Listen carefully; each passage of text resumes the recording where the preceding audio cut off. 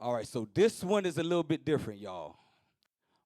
Black excellence is black exceptionalism. All right. Let's pull up the definition. Let's pull up the definition of exceptionalism and exceptional. Officer, also grab me Deuteronomy chapter 7 and verse 6. You know, all of them. You know all of them, right? You got all of them? We're going to see. All right. Pull up the definition of exceptionalism. Because our people have done wondrous things throughout the world. Wondrous things. There's things that you all use today. If it wasn't for our people, life would be a lot harder. Right now, you know, without the AC unit, you know, brothers be freezing. Some brothers be listen. Our people have done a lot for this world. So, read that for me. Definition of exceptionalism: Uh huh. the condition of being different from the norm. So exceptionalism is different from the norm. All right. So it's saying that these people aren't normal, right? All right. Put exception. Oh, read the bottom thing. Also, a theory expounding the exceptionalism, especially of a nation or region. We know that's not a theory. We know it to be true. The children of Israel are exceptional in God's eye. Go to the next definition. Exceptional. Why they getting that? Read Deuteronomy chapter 7, verse 6. The book of Deuteronomy, chapter 7, verse 6. Uh-huh. For thou art an holy people unto the Lord thy God. So God says we are a holy people to the Lord thy God. Watch this, read on. The Lord thy God have chosen thee to be a special people. Exceptional. You are an exceptional people. You're not like normal people. Think about it. There's a design that Caucasians made to create the body of a black woman. Remember the dress? They had a whole iron dome underneath there to just get our sisters' physique. Now you have Asians changing the texture of their hair to have woolly hair. Read on. A special people unto himself, above all people that are upon the face of the earth. God says you exceptional above all people on the face of the earth. So our people are different. And we're going to go through some of these articles, some of these videos, and you're going to see why being exceptional could be used against us. Give me that in 2nd Ezra. Because God has a favorite thing. He has a favorite flower. He has a favorite river. He has a favorite land. God has favorites. And when it comes to nations of people, we are his favorite. But watch this. This is just going because people be like, oh, that's the Old Testament, different things like that. From old to new, Christ says he come in the volume of the book that is written of him. Read that. 2nd Ezra chapter 6, verse like 70 something, if I'm not mistaken. Yeah, 5. I got to get it. Let's see if I beat you to it. 6, verse 54. Oh, yeah. Oh, I thought you had them. I thought you had them. All right. Uh-huh. All right. The book of ahead. 2nd Ezra, chapter 6, verse 54. Read it out. And after these, Adam also, whom thou madest Lord of all thy creatures, Uh-huh. of him come we all. We all come from Adam. Read. And the people also, whom thou hast chosen. So God chose an exceptional people amongst everybody that came from Adam. Read. All this have I spoken before thee, O Lord, because thou madest the world for our sakes. So God made the world for ours. Hey, I'm gonna bring a point out because we was talking in the car. Uh, going to the Blitz over there. Shout out to all the brothers who made it to the Super Bowl and back. Not the Super Bowl, but the Blitz. We blitz New Orleans. All praises the word of God went out. But we was having a conversation in the car because God chose us, and some people feel some type of way about it. Like you start feeling bad because God chose us. Like, yo, bro, listen, if you played the Powerball was one time damn near $300 million. If you win the Powerball, would you be sad for everybody else that didn't win? You wouldn't. You wouldn't care. You would. Shout out to Officer Kazia. He brought that up. I told him I was gonna take it. Yeah, nobody would care about who lost the Powerball. If you won, you'll be like, "Where's my money?" You not caring about who lost. Oh damn! All these people, it was a million people that played. I was the only one who won. I feel so sad. Ain't nobody caring about who lost. Even the person who won don't care about who lost. So when it comes to God, God says we exceptional. He chose us. We don't care about who wasn't chosen. We don't. As for the other people, which also come of Adam, thou hast said that they are nothing. Those are all the people who lost the Powerball. Hit the I don't care about them. I care that I want it. That's right. Read. But be like unto spittle. They're like, what? Unto spittle. So when it comes to us, God says, listen, y'all above everything. To the point when if I put all the other nations together, they like spit that flour out your mouth. You don't care about that spit. Sometimes you wish nobody sees it. While you talking that spit flour, you like, I hope nobody saw that. That's how God sees the other nations. Read on. And has likened the abundance of them unto a drop that falleth from a vessel. And just like when you open up a Pepsi can or a bottle and it starts to spark up top, sometimes the foam will come out. You don't care about that. You wipe it off and drink whatever's left in there. Read. And now, O Lord, behold, these heathen, which have ever been reputed as nothing, have begun to be lords over us. All right, now this is the part. Now, these nations know that we're above all people on the face of the earth. So if they know that and they have became Lord over us, what you think their mindset are like on, if I know these people are better than me and now I'm over them, how can I continue ruling over them if I know they're better than me? I can't let them know that they're better than me. I have to keep them oppressed. I have to keep them at the bottom. Songs 83. Songs 83, and let's start from verse 1. Songs 83 and verse 1. The book of Psalms, chapter 83, verse 1. Come on. Keep not thou silence, O God. Hold not thy peace, and be not still, O God. For lo, thy enemies make a tumult, and they that hate thee have lifted up the head. So if you have an opposition against God, you hate God, you upset with God, can you call him or send him a text and say and mess up his day? Nobody can reach God, but I can reach his children. Read that part again. For lo, thine enemies make a tumult, and they that hate thee have lifted up the head.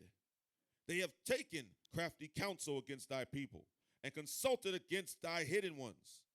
They have said, come, and let us cut them off from being a nation. So they said, God, we hate you so much that when we become rulers over your people, we going to cut them off from being a nation.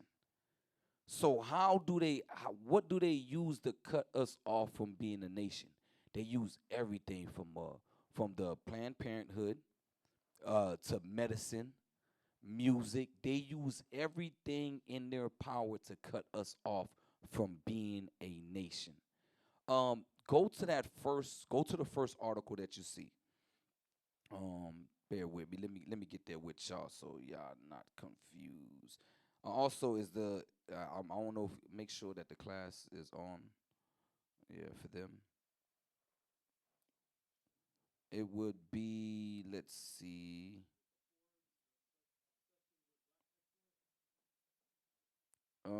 Yes, Forbes. Yep, let's do that. Forbes. And once you pull it up, let me take a look at it. Make sure we at the right paragraph. Oh yeah, you're gonna have to zoom in. Y'all need glasses.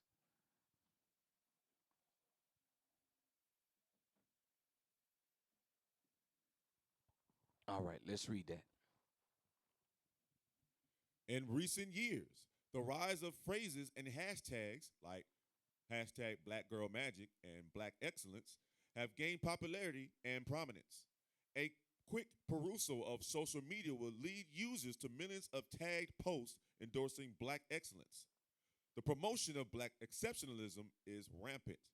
More conversation is needed around how these ideals are harmful to Black folks. A 2015 blog post perfectly articulated how Black exceptionalism can be conceptualized. It's the notion that Black people, can you move up a little bit? Scroll up. All right. It's the notion that Black people who are educated, smart, articulate, poised, and basically every other positive adjective you can think of are atypical or rarities among the general Black population. So when it comes to our behavior, they categorize you by your behavior, by your intelligence. They use everything against us. Now, mind you, the whole nation of Israel is exceptional. But she's saying that they put systematic barriers based off of those things. So that way we're divided amongst each other. That's what we read in Psalms 83. Let us come together and cut them off from being a nation. And you're gonna see how far this goes. Continue reading.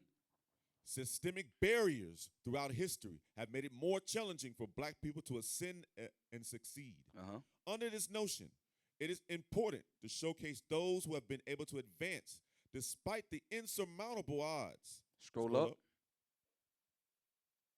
Despite the that's Too too far, too far far, up. too Go far. down, yeah.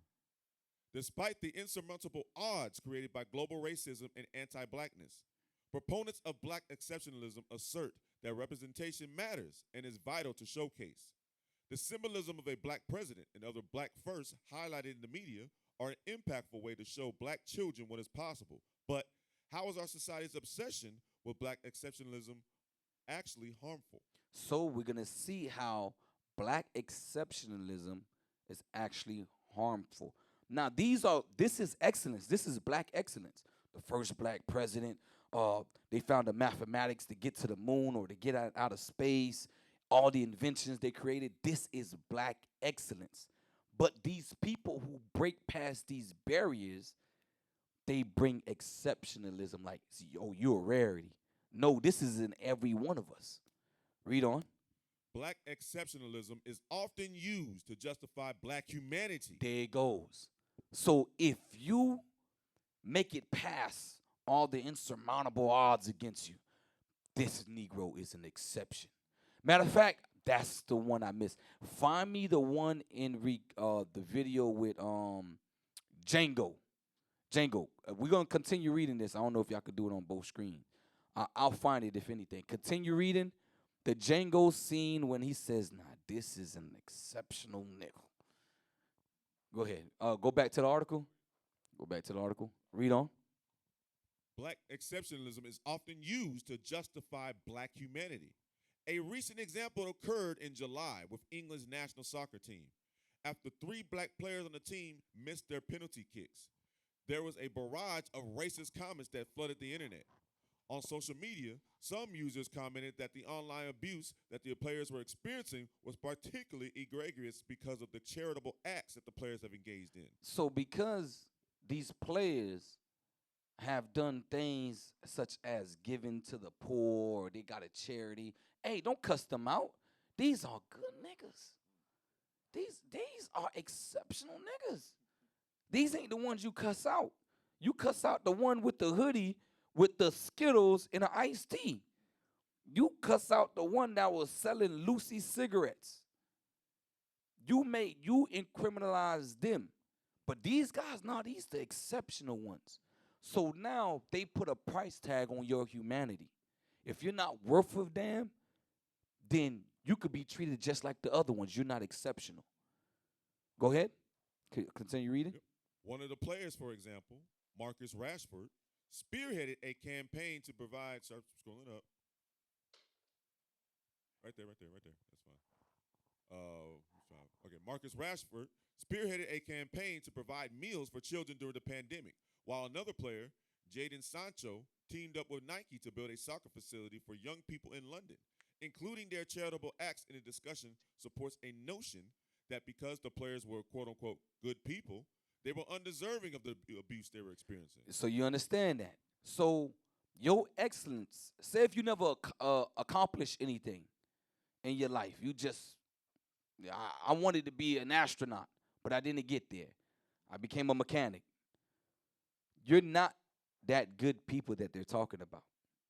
You're just the norm. That's what they put in your head. That's why majority of our people, we strive to be excellent because not biologically, but psychologically, you thinking you have to be that when you are already exceptional. You're thinking, if I'm not this, I'm nothing. And it's that, read that part again, because a lot of people feel this way growing up. Me being black, and I always tell people this. I'm like, yo, they'll be like, man, growing up, being black, man, I hated it. It felt like I was kidnapped and placed in this family. Maybe I was supposed to be rich. Maybe I was royalty, but I probably was switched at birth. You know, the same color of your skin, they get it tattooed on them, and they got the nerves to say your skin is ugly. They get your color tattooed on them, and they say you ain't nothing. They hate your color. If you hate my color so much, why you got that tattoo? Why you skin? Why you put brown and black and all these colors on you? But watch this. Read on. Read that part again. The players, okay, including their charitable acts in the discussion, supports a notion that because the players were good people, they were undeserving of the abuse they were experiencing. Now watch this. Now it's gonna explain everything that we was just talking about. Read. The underlying message behind this train of thought is that black people who are exceptional should not experience discrimination and racism. So those people who break past barriers, you guys are undeserving of any backlash. You exceptional. We shouldn't treat you like this. But your others, the other ones, nah, they don't get a pass. So you understand why we're treated in our society the way we were treated. Because you haven't broken past that barrier of their line of exception. You haven't checked those boxes of exceptionalism for them. Read on. We saw a similar narrative following the killing of 23-year-old Elijah McClain at the hands of Aurora, Colorado police. Following the murder of George Floyd, McClain's story gained greater visibility on social media. Many demanded the arrest of the officers involved. McClain was repeatedly described as a kind and gentle person who spent time at shelters caring for animals. The emphasis again was that a black person who exhibits these positive traits does not deserve to be harmed. This narrative is problematic because it reinforces a notion that black person who has engaged in a wrongdoing or crime does not deserve humanity. You see that? There it goes. Your life is not worth a damn in these people's eyes. Because now, if you don't understand this, there's going to be a time where you're going to have to choose a side as we continue in this lesson. You're going to have to choose a side. And if you don't know this, you're going to choose the wrong side. Because you're going to see your people as nothing. If you pass that barrier and you feel like you're an exceptional nigga, do I got to watch my mouth when I say that? If we going to get strikes, I got to change the word up. Negro. Let me say Negro. There it goes. All praises. IT got my back over here. We don't want to get striked. They took down our YouTube page. I don't want to get striked again. All right. So read that part again. Read that part again. Yeah. It propagates the idea that black people are only deserving. And just because it says black people, I hope Hispanics don't think they left out of this. Black people, y'all included in black people. Read on. It propagates the idea that black people are only deserving of humanity if they are exceptional, Uh-huh. charitable, do-gooders. So if you ever did a crime in your life, boy, and you ain't exceptional, they're not giving you a pass. You remember the dude, Jonathan Major, the actor? He's absolved of all his crimes, but they blackballed that boy. Oh, that you thought you was gonna be in the MCU? No, we taking that from you. He had like 3, 4 movies lined up. We taking that from you. You done touched one of our white women. You see white boys beating they women in the elevators and getting the max contract. A brother defends himself and he gets blackballed because that one act, it propagates the idea that black people are only deserving of humanity if they are exceptional, charitable, and do-gooders. So if you make a mistake, you're no longer on their good side. Remember, Christ died for all our mistakes and those that we're going to make in the future, as long as we try to fix it. Read on. Under this belief, a black person who has made mistakes is irredeemable. He says what?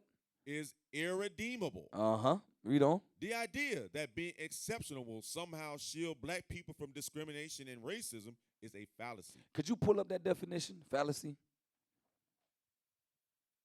You could put. Y'all could do both at the same time or nah? Because I know the.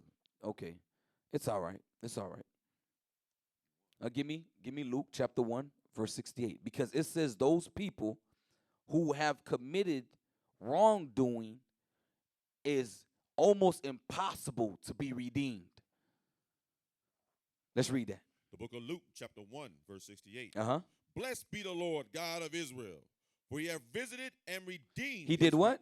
Visited and redeemed his people. We don't need to be redeemed by y'all. We got our Messiah coming. Yes, we good. So if we don't fix what they destroyed, because we're broken people. We're broken, y'all. I'm telling you, we are broken. And it was funny because we was teaching last week, and the guy, we asked, he said it. He was like, everybody have a God that look like them. And he's Northern Kingdom. And I guess he thought because he was light-skinned, I gotta say it like that, that Jesus belonged to him too. He was like, yo, y'all the only ones that serve a God that don't look like y'all. And I'm looking like, yo, you doing the same thing.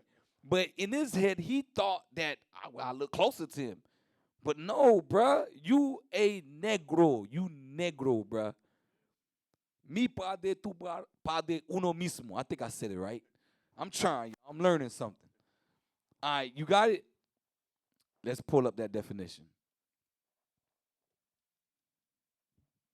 Definition of fallacy. Y'all got it. Y'all got it. Y'all got it. Away, man. Y'all got it. Y'all got it. Y'all got it. There we go. Definition of fallacy.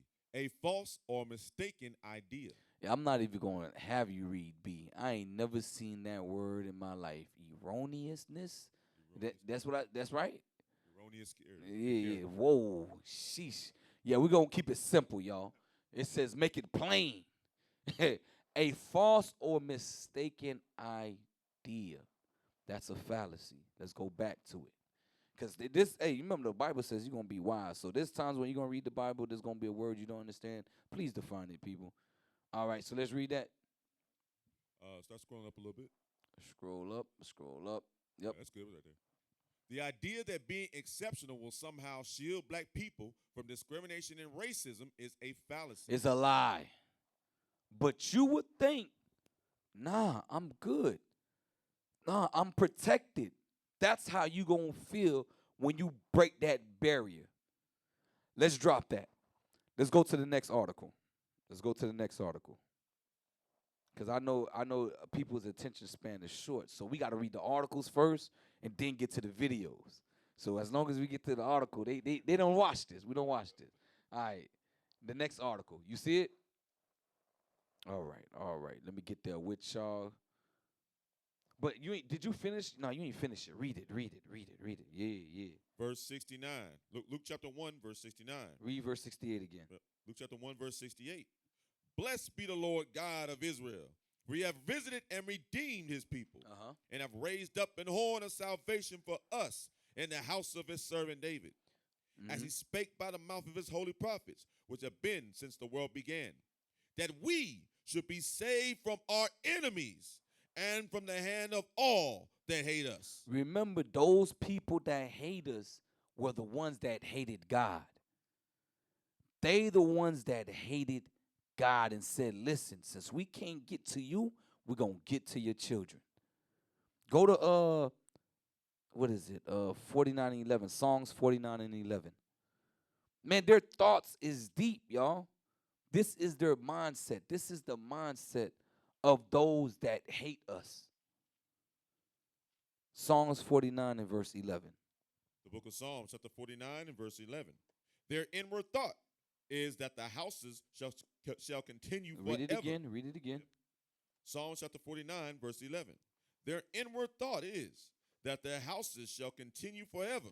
So think about this. If they think that their houses are going to continue forever, where would we have to be in that forever? At the bottom. So this whole time that they've been ruling, that's why it's no coincidence we are at the bottom. That's make America great again. As long as we're at the bottom of everybody's society, their houses are going to continue. But they forgot that there is a God. They forgot that the children of Israel were eventually going to wake up. Read on. And their dwelling places to all generations. They call their lands after their own names. And this is what's so, and you know the Bible is double-fold sometimes. It says they call their lands, their property, by their own names. That's why some of your last names are Gibson, Kennedy, Johnson, Brown, White. That's why your last names are like that. Because they thought that their house was going to continue forever. That's why I had to change my name. Yeah. Brothers over here, Johnsons, Browns. Y'all know who y'all are. Y'all got the other article? All right. Let me get there with y'all. Yeah, it has go to the article and then we'll scroll down to it. Brown Political Reviews? Yes, sir. That's the one I want. Brown Political Reviews. We're going to go to the paragraph, the repetitive Black History Month lessons. Yeah. You can pull it up. We'll just scroll to it. We'll see it. We'll see it. Pull it up. You got the wrong one? Oh, that's Brown Political Reviews. Which one you had got?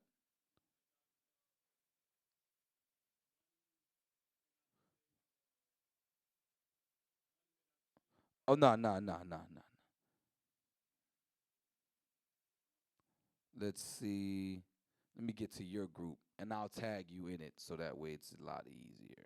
You got it? All praises, all praises. All right, let's get to it.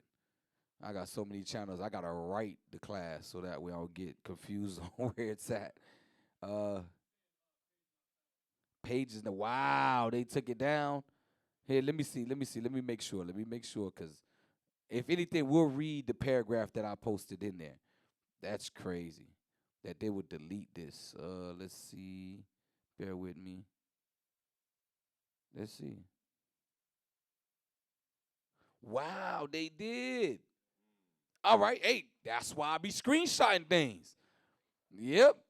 But there was more to the article. Yeah, let's get the screenshot. But you see this? Wow. Yep. Let's get it. Let's pull up the screenshot. All right. All right. So what you're finding out is that it's you being exceptional is also a handicap. Think about it. They thought about it. Even if he succeed, we need to find a way to destroy him. Even if he becomes the best of the best, we have to find a way to destroy him even in that. I'm also going to need the video for Trick Baby. for Trick Baby. Let's play that. I mean, let's show that. Yep, let's read it. The repetitive Black History Month lessons present in schools perpetuate a narrative that black people have to be the exception and better than in order to have their accomplishments and humanity recognized. You see that? Think about it. When it speaks and they choose who to teach during Black History Month. I ain't never seen an article about Black History Month talking about Toussaint Louverture. They never want to bring Malcolm X into the picture. They brought the part of Martin Luther King of when he was thinking about integrating. Not the part when at the end he was like, nah, it felt like I integrated my people into a burning house. Because think about it, Toussaint Louverture, he revolted against Napoleon Bonaparte when he had the strongest naval fleet during that time. Kicked the French out, and then went to the Dominican side, kicked the Spanish out, gave the Simeonites, which are the Dominicans today, their land back, then went to Jamaica, all throughout the Caribbeans, causing revolts, and then helped Central and South America get freed up. But even with that, being the first black nation to get to a successful revolt against their slave masters, look what they're doing to them now. They destroyed that country. They made an example. You wanted to get free? This is the price of being freed. That's why Haiti looks the way it looks now. They rob and rape the people just like they done in America for years. To the Judites here, the African Americans, what they did to the Hispanics, to California, New Mexico, Arizona, Texas, broke over 500 treaties with the Native Americans. These people said that their house is going to continue forever, and in order to do so, you must be at the bottom. Let's continue with the article. To understand which black figures are deemed exceptional and which are not, the overlap between Black History Month and capitalism needs to be examined. So now they like, we're going to profit off of your shortcomings and your exceptions. Read on. As with many other celebrations in the United States, Black History Month has become increasingly capitalist in nature. So the only reason they continue to have Black History Month is to make money off of y'all. Bruh, parades. Oh yeah, have your parades. Here, buy our t-shirts. Okay, come to us. Y'all wanna do a march? Yes. Y'all just giving the city, the state, the country back money that you work for. Think about it. When it comes to God's revolution, yo, we boycotting Sabbath, Saturdays, you ain't getting no money from us. Think about it. You know what would happen on just if all the children of Israel would keep the Sabbath day? Yo, your stores won't be open. They'll be like, yo, what's the point of selling? We're losing money by keeping the lights on because ain't nobody coming in here. Read on. Many corporations have profited off of Black History Month by creating campaigns and advertisements meant to demonstrate advocacy and increase business. Though Black History I Month, think that's it on that, right? There's nothing else. You can't scroll. Okay, that's it. But at least I was able to screenshot that. But that article is good. They use everything against us, y'all. Everything. We thinking that, yo, I done did something great. And he's like, yo, how can we capitalize on this and destroy them at the same time? Y'all found the video, Trick Baby, when they was at the dinner table? Let me get it. All right. While they're finding that, and I want the Django one. While they're finding that, let's go. Let's get to. We might as well get to some reading. All right. So exceptional people. Go to First Maccabees, chapter 2. First Maccabees, chapter 2. First Maccabees, chapter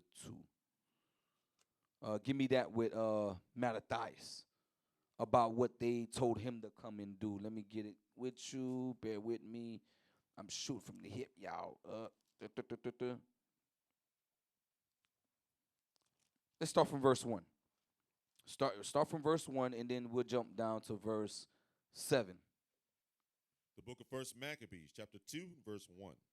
In those days arose Mattathias, the son of John, the son of Simeon, a priest of the sons of Jorib, from Jerusalem, and dwelt in Modin.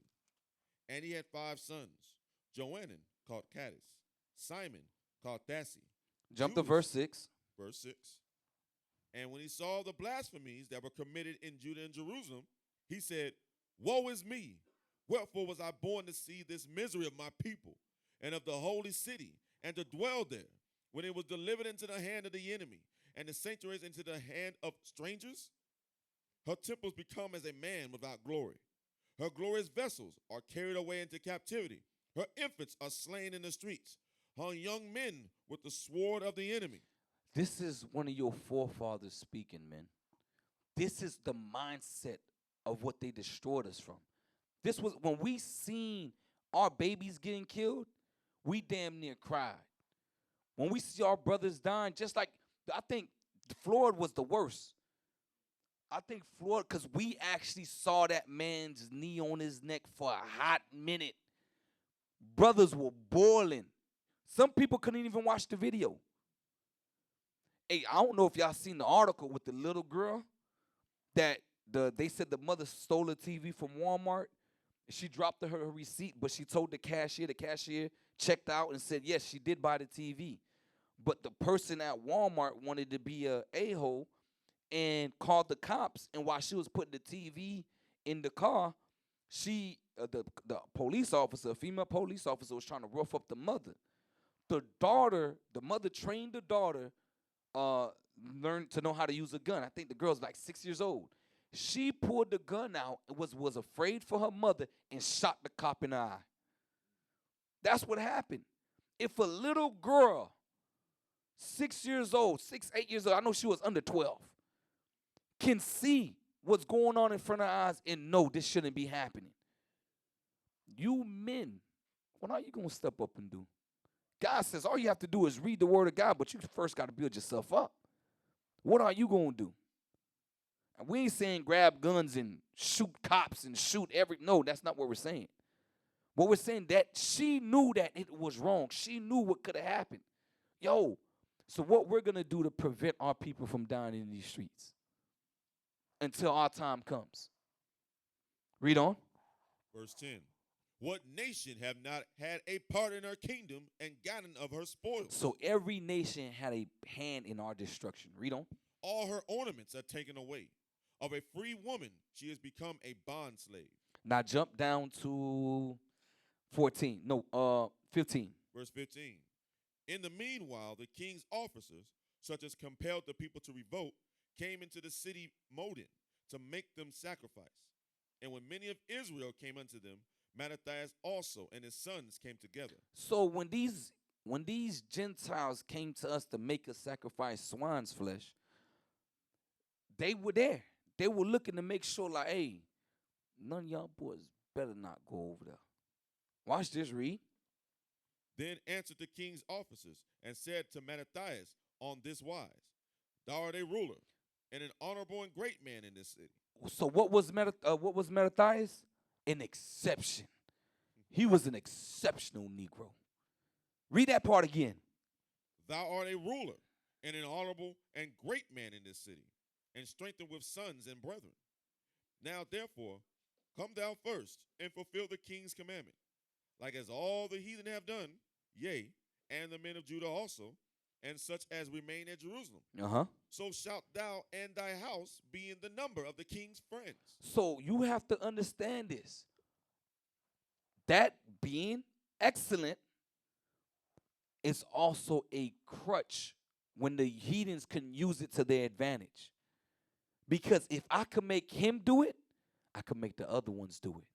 So when you see LeBron James not speaking up, when you see Kyrie not speaking up, which he did, but then they had him, Kanye, and what's the other one, Nick Cannon, go learn about the Jewish history. And then they're like, yo, maybe there's something really not there because they're not pushing it like they used to. You see, what's the other brother name? The one that just did the Super Bowl halftime show. Kendrick Lamar. with a Jesus piece when he got his Grammys. A white image, a white Caesar Borgia on his neck. Bro, you did a whole album promoting that you knew you was an Israelite. What happened? He got that phone call. You want that money to stop? Which we're gonna go over that you got. That's why I said, what? Listen, if you rich, man, listen. I pray you like Joseph of Arimathea if you're rich. Do everything in the dark. Yeah, all right, yeah. Yes, a boss. Yes, a boss. You a nigga, you know that. Yes, a boss. I'm a nigga. I'm a good nigga. And I'm sitting in my arms. Yeah. I bite the bullet. Yeah, I make it seem like I'm a good Negro to make sure my people are straight.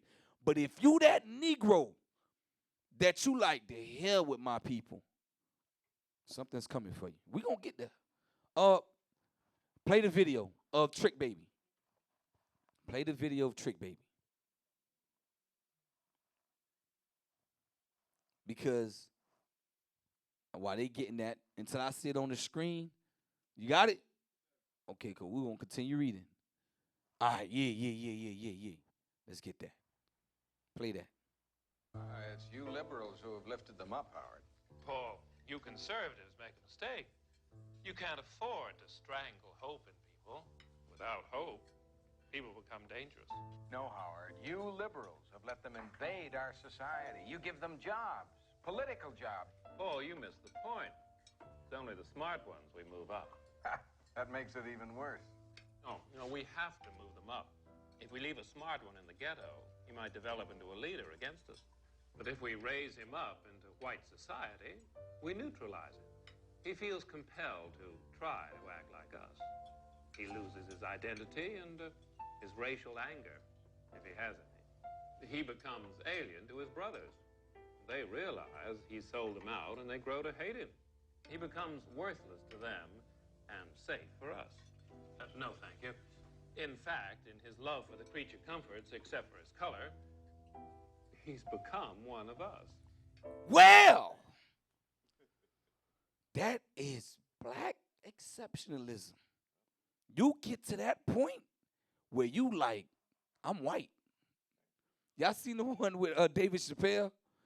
Where he was blind. I'm telling you, Uncle, what was the dude from Boondocks? Uncle Ruckus. That's what you become. Oh, I love that white, pasty white skin. See, y'all good for none Negroes. That's what you become. It says to the point where you get alienated from your brother. They see you as a sellout. So they know if we could take him out of the, but watch this. I'm telling you, the Lord is a masterful chess player. Give me Romans. Is it Romans 1:23 or 1 Corinthians 1:23? Let me get there with you. Romans. Let me see. Yeah, it got to be Romans. Let me see.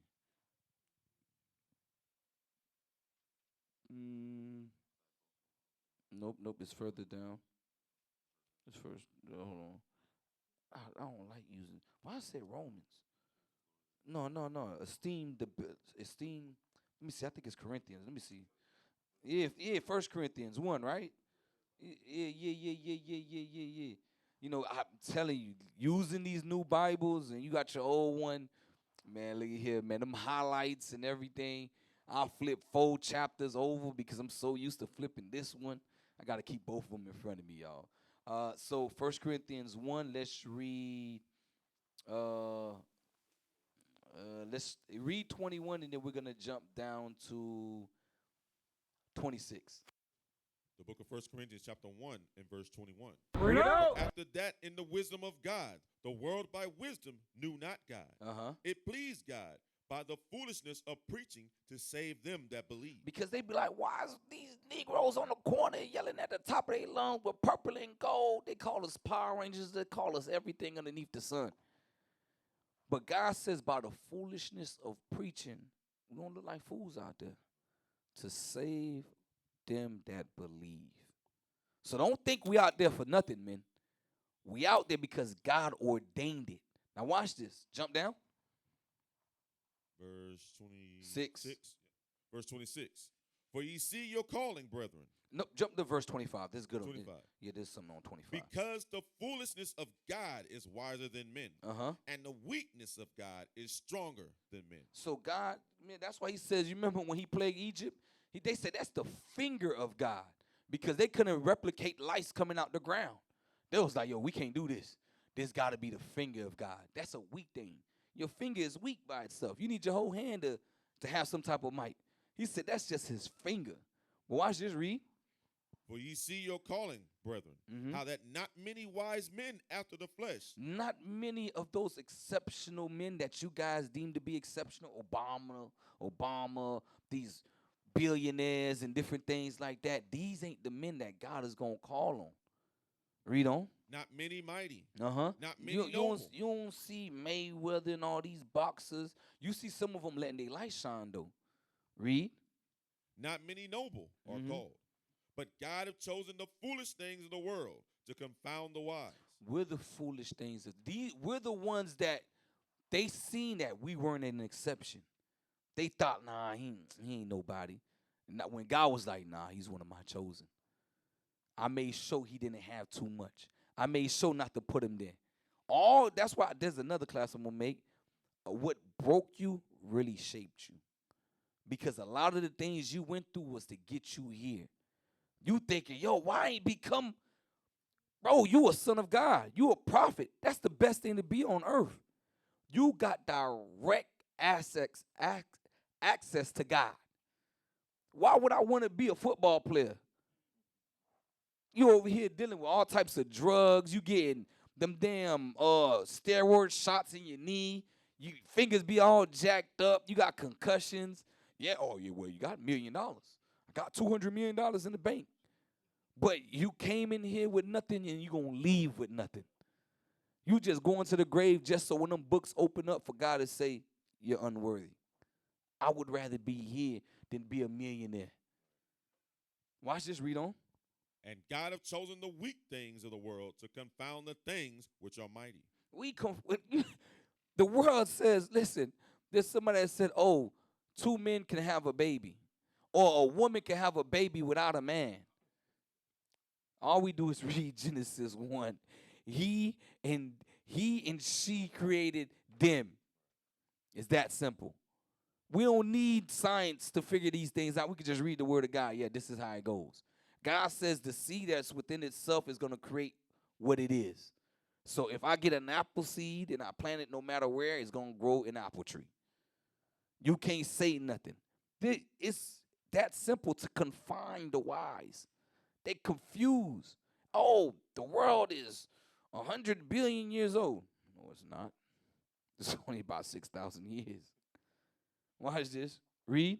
And base things of the world and things which are despised have God chosen. So the things that are despised, those things that when they was at that dinner table saying that they weren't an exception, they're not an exception, those the ones that God are using. Because he knows that the ones that they do take are alienated from us. They don't see us as the same anymore. They're destroyed. Some of them are. There's some that make it and they're doing their things behind the scenes. And we appreciate you. Stay in the faith. Stick it till Christ come. Just don't be that sellout. Because might as well pull it. Go to 2nd Ezra, chapter 16. I'm gonna get there. I'm gonna get there. Just so that since we're on the topic, I want y'all to see something. Because if you become that exception, I'm not saying don't strive for these things. If you can, if you have that mindset for it, don't settle for less, but be content in all you're getting, and of course be godly with it. If you have to sacrifice God's commandments for those incomes, and they tell you, sin stick closer to those that sell and buy. And then there was a woman who was in the oil business. I should have got the video. She said, in order for me to have made $6.3 million in 1 year, I did some shady things. That's what she said.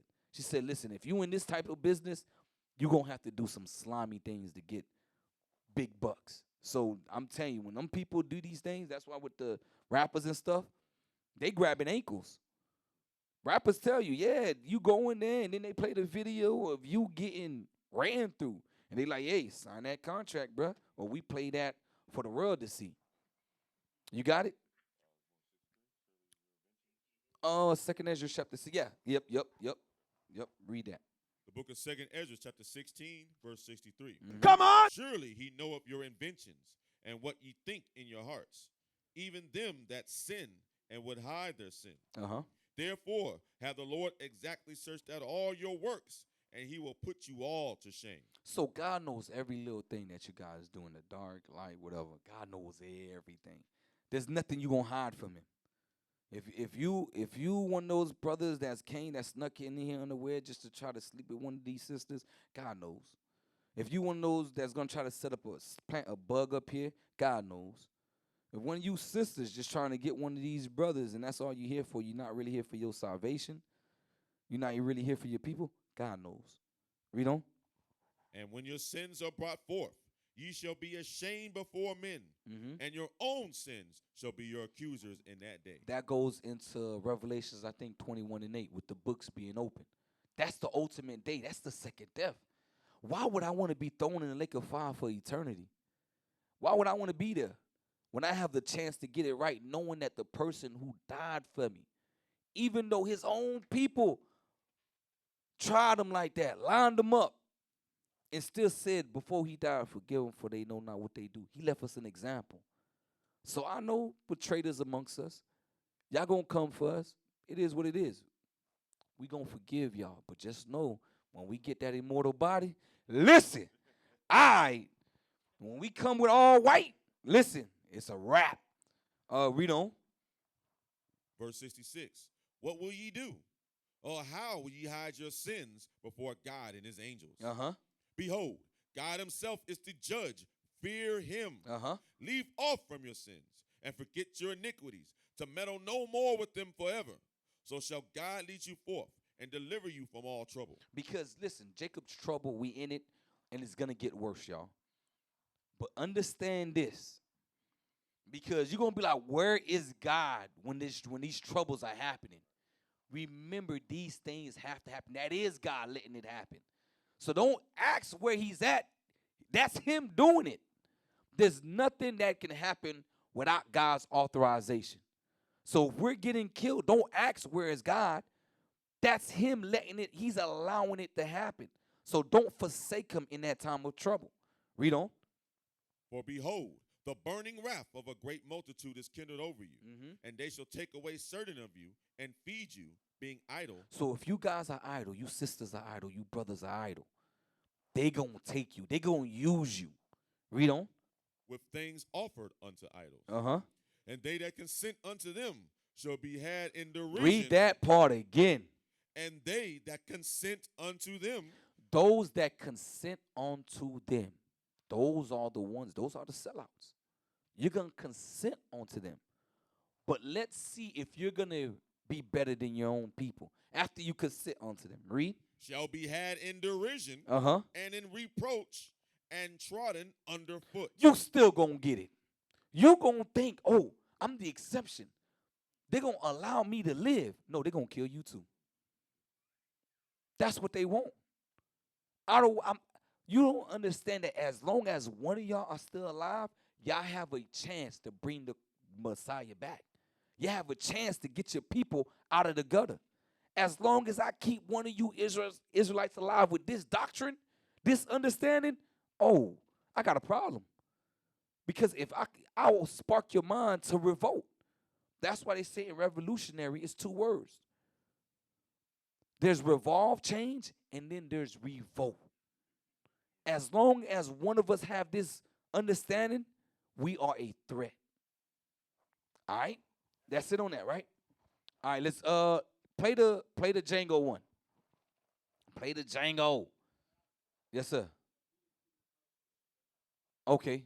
Media. All right. So can I pull up anything? Okay. All right. Just give me the thumbs up. We about to go through some scriptures, y'all. We about to go through some scriptures. All right. So let me get Hebrews 11. Because we're going to go through people that were exceptional. Matter of fact, we didn't finish Maccabees. We didn't finish Maccabees. Oh, yeah. We didn't finish Maccabees. Did we? Nah, we ain't finished. We ain't finished. We ain't finished. If we did, we're gonna read it again. Because this is what your forefathers. Y'all gotta, yeah, that spirit is in y'all. And sometimes it 1 year, 2 years, because what you get in the beginning, some foremothers as well, sisters. When your first year in the truth, sometimes that spirit don't wake up. You'll have the understanding, you'll be striving, but that spirit of your foremothers and forefathers it might not trigger just yet. You gonna know when that trigger hits, because then you're not gonna give a damn about nothing. Your mind is like work. You thinking of other ways to get this truth in the different avenues. You holding sisters accountable. You holding brothers accountable. You holding them to keep their integrity according to the word of God. That's not how we're supposed to move with one another. To the point where they like, yo, are you against us? Nah, I'm with this.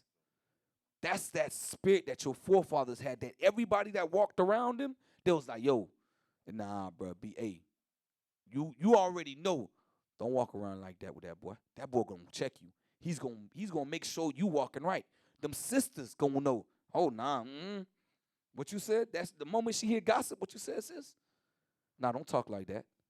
That's how these women in the world behave. We shouldn't be walking like that. We shouldn't be talking like that.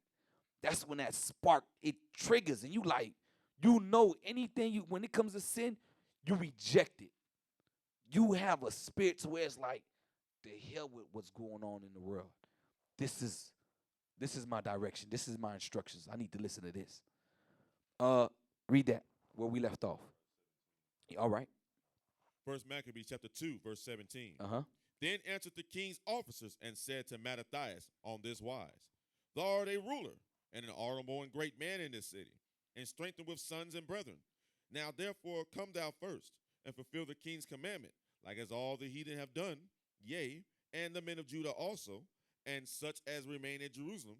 So shalt thou and thy house be in the number of the king's friends, and thou and thy children shall be honored with silver and gold and many rewards. There's nothing new underneath the sun. This is exactly what Trick Baby was talking about when they were at the dinner table. If we get him over here, he's going to be one of us to the point where he's alienated from his people. This is what they were doing. That's why these are the same people. The Greeks and the people in America are the same people. They're Edomites. Watch this, read on. Verse 19.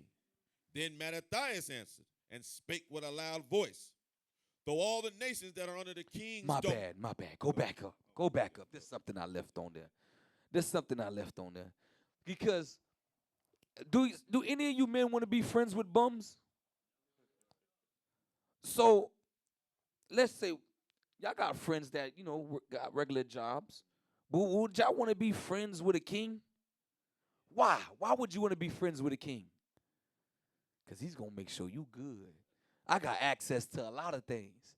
So when it says that you're going to, in our house, be in the number of the king's friends, he's talking about riches. This man is being bribed. Read it again. Now therefore come thou. Now therefore come thou first, and fulfill the king's commandment, like as all the heathen have done, yea, and the men of Judah also, and such as remain in Jerusalem. So shalt thou and thy house be in the number of the king's friends, and thou and thy children shall be honored with silver and gold and many rewards. So he bribed them. Read on. Then Mattathias answered and spake with a loud voice, though all the nations that are under the king's dominion obey him, and fall away every one from the religion of their fathers, and give consent to his commandments, yet will I and my sons and my brethren walk in the covenant of all fathers. God forbid that we should forsake the law and the ordinances. We will not hearken to the king's words, to go from our religion, either on the right hand or the left. Now when he had left speaking these words, there came one of the Jews. Stop right there. Now, mind you, this was spoken out loud.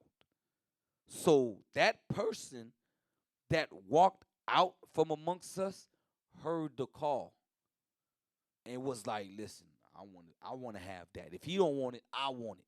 So there's going to be Negroes like that amongst us. But notice that no matter how much they could put on the table for you, that our forefathers would never betray one another.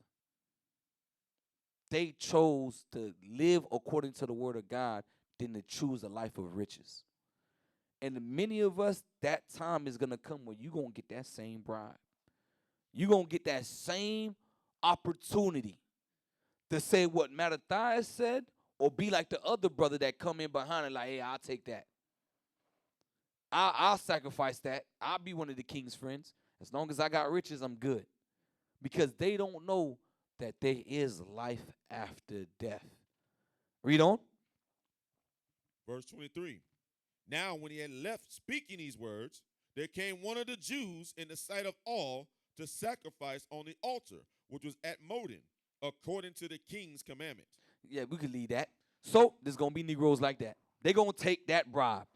They're going to see that opportunity. Oh, riches over my own people, I'll take that. Hebrews 11. Hebrews 11, 24 to 26. Oh, do not think you sisters, that's why the scripture says what was written aforetime was written for our learning. Yes, sisters, y'all had the same opportunity to do the same thing. Okay, all praises. You got the video? All right, let's read this. The book of Hebrews, chapter 11, verse 24. Uh-huh. By faith, Moses, when he was come to years, refused to be called the son of Pharaoh's daughter. You know what it means to be the son of a Pharaoh's daughter? You are a prince. You are a prince. You know what? Y'all seen Coming to America, right? The royal is clean, your highness. It's like, yo, you had all of that. Y'all seen the movie? Come on now, we all adults. Y'all know what I'm talking about. He had it. You ate feeding grapes. You had it all. You ain't bathed. They brush your teeth for you. They wash your back. He was. You remember Egypt? It was all. It was sheer that they were wearing. You seen everything. They had the chain. You seen all that. And then, you a prince, so you ain't getting no one-eyed chick. You ain't getting none of that. Lazy eye. You ain't getting none of that. Off foot. Nah, I want the best maidens washing me. He was a prince of Egypt. And he chose what? Read it again. Choosing, verse 24, by faith, Moses, when he was come to years, refused to be called the son of Pharaoh's daughter. Uh-huh. Choosing rather to suffer affliction with the people of God. Bro, we were slaves. He said, the hell being a prince of Egypt, I would rather be a slave if I have to deny my people and reject my God. Yo, y'all gonna have these same opportunities, and what are y'all gonna choose? Dude, that's two. And their names are found written in the book of life. Read on. Choosing rather to suffer affliction with the people of God than to enjoy the pleasures of sin for a season. That's what happened, what comes with riches, the pleasure of sin. Because with money, you could do what the hell you want to do. Man, you fellas, this is what my mother used to say, and it's true. She says, when you don't have money, you have all the bright ideas of what to do when you do get it. But when you do get the money, you don't do none of the things you said you was going to do with it. It's true. So imagine you having riches. The inventions of your mind, you're going to try to accomplish every last one of them. And with that money, you have what people people see you as meal tickets. So women that don't normally look at you are going to start looking at you. This is what's going to happen. And are you going to choose to endure with your brothers or the pleasures of sin? Give me the one with Eleazar. And then I want, matter of fact, play the one with Django. And then we're going to play Eleazar. And then I want you to play the one with the sister on the airplane after that. Read Eleazar while they get in Django. Oh, let's play it. Django!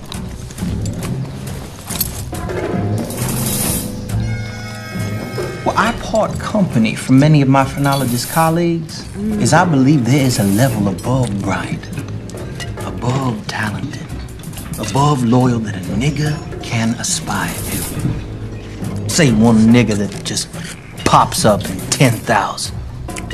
The exceptional nigga. Right there, huh, bright boy? Sun is up. Shining on all of us. But I do believe that given time, exceptional niggas like Bright Boy here become, if not frequent, more frequent. Right, boy? You are that 1 in 10,000. Django! Yup. You see that? Man, they throw it in movies. They throw this in our faces. That one exceptional, you that one. There's gonna be more of y'all where y'all gonna break past that barrier. And they thought, yo, our houses need to continue forever. So those Negroes that become exceptional, I need to have a trick bag for you. So when you get up there, you're confused. You don't know what to choose. You don't know who allegiance you should be on. Play the one with Kyrie. Play the one with Kyrie. Might as well get all these out. Play the one with Kyrie. And you could show some of those ads if you can with the brothers, the ones in the puppets, the ones in the suits. The promotion of the movie. Volume. Now, he's exceptional because of his ball skills. Because to get in the NBA, you have to be an exceptional Negro. You have to be exceptional. You can't be you play in the backyard once a week. Nah. These dudes train. They take probably 1,000 shots a day. So when it comes to this guy, once he put that book out from slaves to Negroes, or Hebrews to slaves, Hebrews to Negroes, when he did that, they was like, whoa, this exceptional Negro shouldn't have done that. Play it. The promotion of the movie and the book. Can you please stop calling it a promotion? What am I promoting? Put it out on your platform. But I'm promoting it? Do you see me in front of By putting it out there, people are going to say that you are promoting. Yeah, I put it out there just like you put things out there, right? Yeah, but it's not. You put things out there for a living, right? Right, but my stuff is not. So let's move on. Let's move on. Anti-Semitic. Let's move on. Don't dehumanize me up here. I'm not doing that. Another human being. I can post whatever I want. So say that and shut it down and move on to the next question. But Kyrie, you have to understand that I don't have to understand anything from you. It's not me. Nothing. It's no people that you're making up, bro. Move on. But by posting, move on. Next question. Anybody do you guys have any more questions for me? And they're going to say, you guys have any more questions? Because this is going to be a clip. This is going to be a clip that he's going to marvel at. Is this any more questions? But you're not answering the question. Oh, this is another answering your question. Oh my God, let's make another Instagram clip so we could be famous again.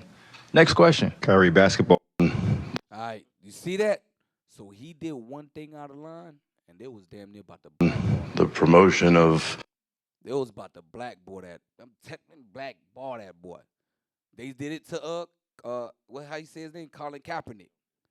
You stand up, there's a saying. They say the easiest way for a black man to die is to stand up for his own people. Hit the bomb! That's a dagger. That the easiest way, meaning you ain't safe around your people if you stand up for them because they could betray you. The easiest way for a black man to die is to stand up for his people. Because if you say, hey, bro, we shouldn't be killing each other, who the hell is you to say anything? You trying to do right by them, trying to show them a better way, and you're the criminal. You're the problem. It's sad. I had you hold something else, right? What was it? I forgot. But I got you holding Eleazar, right? All right, let me see. Let me look. I know it's another video. Just trying to get it out. Let me see. Hey, show them puppets. I want to see them puppets. Because this is when you become exceptional and they could use you. Let me say it like that. when they can use you. This is what you look like. Could you show those them AI images of those brothers on strings? What we say, how we say it in Haiti is zopope, puppets. We call you puppet. Like if they call you zopope, that's what they're saying. You a puppet. Because all the people that were presidents in Haiti that didn't get assassinated, they were puppets. You push the agenda of the Caucasians that's ruling over Haiti. This is when you become exceptional and they can use you, this is what you look like.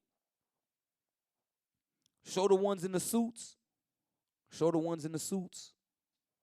Well, we're going to get to that. Yeah. When you become exceptional, this is the things you start doing. You blonde your hair.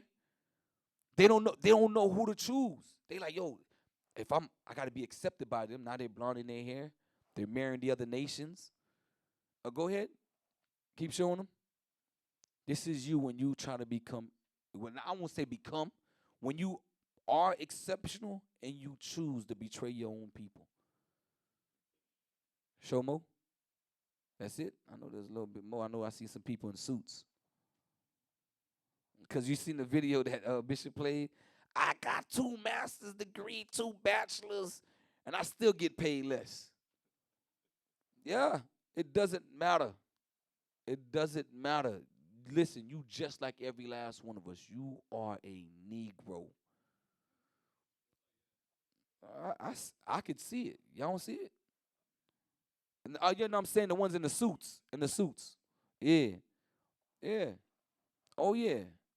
You to get in certain positions, true story, y'all. True story. I'm not going to say her name. True story. Mother's best friend, her daughter is a lawyer. Beautiful sister. Beautiful. And to get better cases, you have to work your way. And then when you're in a certain firm, the top dogs like, okay, you want cases, you want to make more money, you got to win more cases. So you want a bigger case, you're going to have to spread your legs.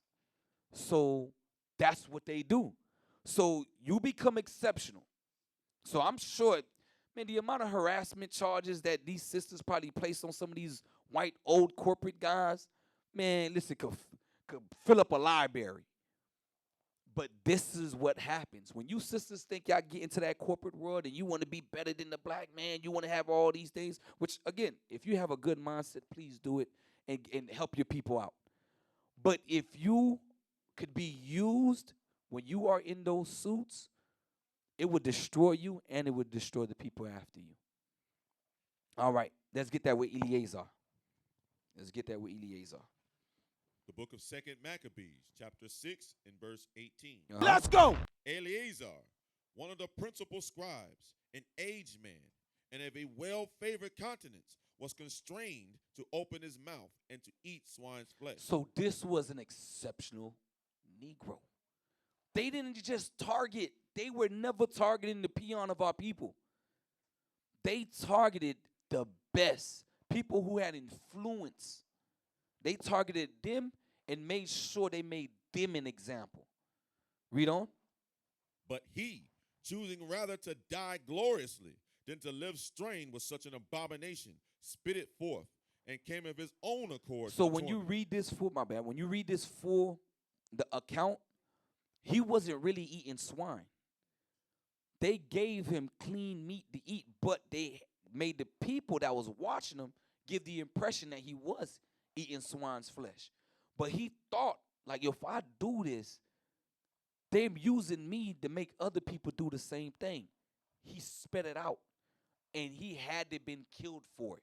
So he chose death than just give y'all the impression of him eating swine. He knew the truth that it wasn't, but he knew that it was a lot of y'all. That's the mindset we have to have, especially in these last days. Read on. That's it on it? No, read. Verse 20. As it behoved them to come, that are resolute to stand out against such things as are not lawful for love of life to be tasted. But they that had the charge of that wicked feast, for the old acquaintance they had with the man, taking him aside, besought him to bring flesh of his own provision, such as was lawful for him to use, You see? Read. and make as if he did eat of the flesh taken from the sacrifice commanded by the king, that in so doing he might be delivered from death, and for the old friendship with them find favor. So the other ones were sellouts. They were the ones that, we alienated you from your people. Now they coming to talk to Eleazar. Yo, Eleazar, just do that, man. You gonna be good. Man, just pick your meat, man. We good, man. You know you do what you need to do. They gonna think that you ate swine, but you really not gonna eat swine. You gonna be straight. Hey, we got you. Those were the sellouts talking to him. So in these last days, when we start getting killed, there's gonna be brothers amongst it gonna be like, hey, bro, listen, it's getting worse, man. Listen, they're gonna kill us, bro. We need to, hey, man, we need to. I'm good? All praises. I lost my train of thought. It's all right, IT. I love y'all. But yeah, it's gonna come to that time where them brothers gonna come and try to persuade you to get out of the faith. Eleazar was like, hell to the no. Shalom, Israel. This is Bishop Nathaniel. I want you to know that you can view all our Sabbath classes live on IUIC TV. That's right, I said on IUIC TV. Download the app today. Shalom. Yeah, finish it off. Verse 23. But he began to consider discreetly. He did what? He began to consider discreetly. So he thought, yo, if I do this, what's the repercussions of my actions? Read. And but he began to consider discreetly, and as became his age, and the excellency of his ancient years, and the honor of his gray head, whereunto he was come, and his most honest education from a child. Wait up.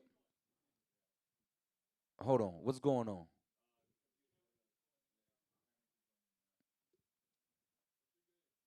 I'm good? All right. Or rather the holy law made and given by God. Therefore he answered accordingly, and willed them straightways to send him to the grave. For it became, if not our age, said he, in any wise to dissemble, whereby many young persons might think that Eleazar, being 80 years old and 10, were now gone to a strange religion. Mm-hmm. And so they, through my hypocrisy and desire to live a little time and a moment longer, should be deceived by me, and I get a stain to mine old age, and make it abominable. You see that? He was like, listen, he thought upon his ways like, yo, I lived my whole life. You done did 4, 5, 6, 7, 8, 10, 9, 20 years in this truth before persecution start. You was blameless. You was good. And it took that one time, and now you lost that whole thing. You got me messed up. All I got to do is die and get I done did my 20 years. I done did my 10, 15, 8 years, maybe 3 years. All I got to do is die, and I'm going to live forever? Oh, yeah. Oh, yeah, it's going to hurt. Listen, I done stubbed my toe before. I done got cut before. I know it's going to be a lot worse. But eventually, you gonna cause so much pain to where I'm not going to feel it anymore. I'm gonna come numb to it. I already made, this is the things that we meditate on. Men who know the outcome of what we're doing, that we know is going to happen to us, you got to meditate on these things. Because once it happened, you be like, oh, okay, I already knew it. I already thought about what you could have done to me. So now that you're doing it, it's like, yeah, it's going to be painful. Hopefully I pass out. I make things in my head to become nonchalant to it. So that way when it comes, I'm like, okay, hey, it's about time. We've been waiting. I ain't going to lie. I thought this was going to happen last year, last Passover or something. So, like, these are things you got to meditate on. But if you ain't meditating on the destruction that's coming to your own people before salvation, then I'm going to tell you, when these things pop off, you're going to be one of those brothers to sell out. So, black excellence is black exceptionalism. Watch this. Drop that. Give me, this is another one. Matter of fact, he said he chose that to, instead of living a little longer, to die than to put a stain on his honor and confuse the young ones. He left an example. Give me that in Job, where it says, this is what Satan says. I want y'all to know who y'all dealing with. You remember Satan deals with these Edomites. This is Satan's mindset. Job chapter 1, think about like 13. Let me get there with you. I got it. Job chapter 1, skin for skin, yea, all that a man have will he give for his own life. Could be chapter 2. Let me get it. 4, 2 and 4. Yep. The book of Job, chapter 2 and verse 4. Mm-hmm. And Satan answered the Lord and said, skin for skin, yea, all that a man have will he give for his life. What? Read it again. And Satan answered the Lord and said, skin for skin, yea, all that a man have will he give for his life. So for you married men, I'm going to try to make it plain as possible. And so that you single brothers understand too. Meaning, if you was in a dark alley and a man put a gun to your head and he says, listen, it's either you or your wife. Some men would say, kill her. That's what it's saying. Skin for skin, yea, all that a man have will he give for his own life. So when your life on the line, that's when we're going to know what you really value. That's why the Lord says, that's when I'm going to know who my chosen are. Because you faced death and you chose me. That's why he says, if you deny me before men, if you deny your death to save your life a little bit longer because you still going to die, I know you wasn't my chosen. Same goes for you sisters. Do not think it's going to be sweet for y'all. They're going to kill us. There's going to be plenty of things that they could do to us. But they're going to try to enjoy y'all. And I'm letting y'all know that right now, sisters. Get your mind ready. There's times where I said, man, could I off my kids and wife because I know what they're going to try to do to them? No, because everything must be fulfilled. It is what it is, y'all. This is what we signed up for. I hope y'all reading y'all Bibles, because people looking at me strange, like, damn, this class just turned got real. They got real over here. Am I tripping? Are we in the right place? Yes. I had you hold that. Go back to Razes. 2 Maccabees, chapter 14, verse 37. This is people that were exceptional, that chose to die for their people, then to be used as an example to change the mind of the masses. Y'all see where this going? So if you guys break that barrier, because man, we got smart people. I told you, the children of Israel are exceptional. You guys are holy. We already know that. Some of you guys behind the scenes, y'all working on inventions. Y'all got ideas. Y'all in college. Y'all going to break those social barriers. But then when you get there, will you deny the laws of God for success? Read that. We got to read it quick, y'all. The book of 2 Maccabees, chapter 14, verse 37. Uh-huh. Now was there accused unto Nicanor one Razes, one of the elders of Jerusalem, a lover of his countrymen, and a man of very good report, who for his kindness was called a father of the Jews. Uh-huh. For in the former times, when they mingled not themselves with the Gentiles, he had been accused of Judaism, and did boldly jeopard his life, his body and life with all vehemency for the religion of the Jews. So remember in 1 Maccabees 1, where they say they got to leave the Jews' laws, and if they didn't, they'll be killed. He like, nah, I'm going to continue practicing my laws. And his life was in jeopardy. Watch this. Remember, he was a father to the nation. He was exceptional. Read. Verse 39. So Nicanor went in to declare the hate that he bare unto the Jews, sent above 500 men of war to take him. So one man, you send 500 people to take one man? This man was exceptional. He could throw down. He like, yo, I like 500. Not only that, it's because there's people that looked up to him. He was a father. It's just like if somebody try to run up on Bishop Nathaniel. Play games. Run up on Bishop Kanai, Bishop Yawasa, play games. Run up on one of our deacons, captains, and we'll play games. See what happened. See what happened you run up to any one of them with that rah-rah. We going to look at you crazy. You ain't going to get a foot. If they don't tell us to allow you to get closer, you ain't going to get a foot in front of those men. That's why they had to send 500 men. Read on. For he thought by taking him to do the Jews much hurt. They did what? For he thought by taking him to do the Jews much hurt. So if we make an example of him, we're going to cause the other ones to fear as well. Read. Now when the multitude would have taken the tower and violently broke into the outer door and bade that fire should be brought to burn it. So there was a tower. They tried to burn the bottom because he was up top. Read. He, being ready to be taken on, every side fell upon his sword. So he's like, I know they're going to abuse me and use me to get the thoughts or get the masses to move the way that they want to save me. He was like, I'm going to sacrifice myself. Read. Choosing rather to die manfully than to come into the hands of the wicked, to be abused otherwise than beseemed his noble birth. So he knew what they were going to try to do to him. So brothers, you know what he mean by that, right? So when they capture you, they're going to do all type of wickedness to you. Anything that goes against the law, they're going to try to do to you men. Read on.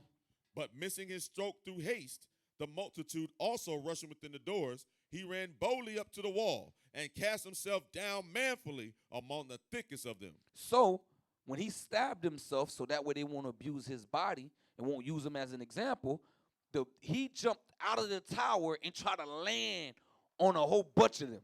Read. But they quickly giving back, and a space being made, he fell down into the midst of the void place. So he fell on they seen him falling. That's how high the tower was. And they moved out the way, and he fell on the ground. But that still didn't kill him. Read. Nevertheless, while there was yet breath within him, being inflamed with anger, he rose up, and though his blood gushed out like spouts of water, and his wounds... Y'all seen Kill Bill? Y'all seen when she was cutting up and blood squirting everywhere? That's what was going on from the part where he stabbed himself. It opened up. Read. And his wounds were grievous, yet he ran through the midst of the throng. The throng is the troops. It was a whole bunch of them. He ran through them. Mind you, if you run it, they were in shock. Yo, he fell, got up. They could see his insides hanging. And they looking at him like, yo, what the? And he ran through them. They were amazed, like, this dude is still alive. Nobody touched him because they were shocked, like, yo, these are the children of Israel when the word of God is in these men. Read, watch this. And yet, and he rose up, and though his blood gushed out like spouts of water, and his wounds were grievous, yet he ran through the midst of the throng, and standing upon a steep rock, when as his blood was now quite gone. Meaning, all the blood, when you run out of blood, you're supposed to die. All the blood stopped gushing out. Read. He plucked out his bowels. He did what? He plucked out his bowels. This man was pulling out his intestines. Anything that he could grab, he pulled it out, and he did what? And taking them in both his hands, he cast them upon the throng. He threw it on the 500 that came to get him. Man. What? These were exceptional men of God. These are the men we're supposed to be striving to be like, not these ball players, not these billionaires who for $1 will sell out their people. And I'm not saying everybody who done reached that height sold out their people. I'm saying for the ones that you know who you are. Finish it off. Now read it from the top, verse 46. When as his blood was now quite gone, he plucked out his bowels, and taking them in both his hands, he cast them upon the throng, and calling upon the Lord of life and spirit to restore him those again. He knew he was coming back on earth. He says, Lord, all those that give it back to me again. This is the spirit of your forefathers. Do not think it was only the men. Do not think it was only the men. Hey, give me that video with the sister. Oh, snap. Oh, snap. Let me get that video with the sister. YouTube video. Nope.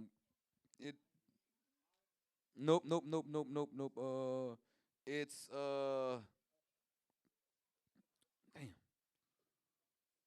Olivia and Rowan. You see it? I'll pin it. This one. Okay. Oh, yep. Let's get Check this out. I'm going to show you how And I also want the Society of Magical Negroes. Because, boy, I'm telling you, listen, you being exceptional, it's a mindset that you get that you have to make these Edomites, these other nations comfortable with you. Let's play that.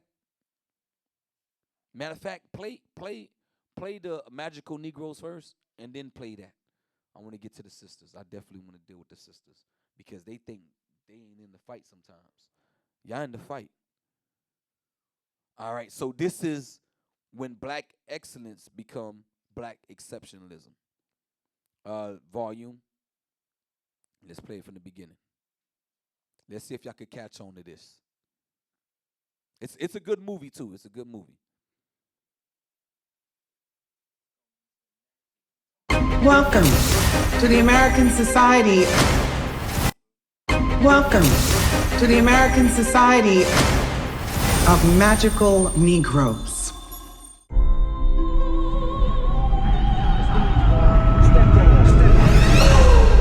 I know you can feel their discomfort, Aaron.